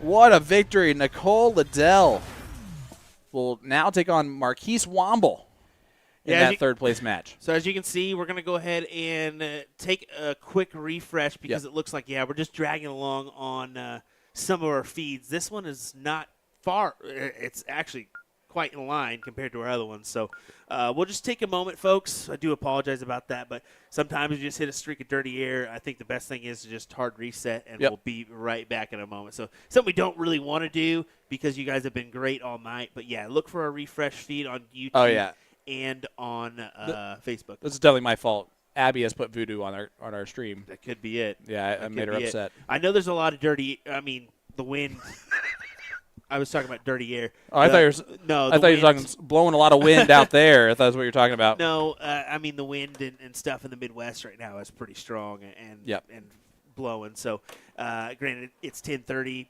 It's calmed down a little bit, but who knows? That could be a factor. So we'll be right back. Yeah, we'll be right back. We'll make the refresh. Look for the feed here in just a second.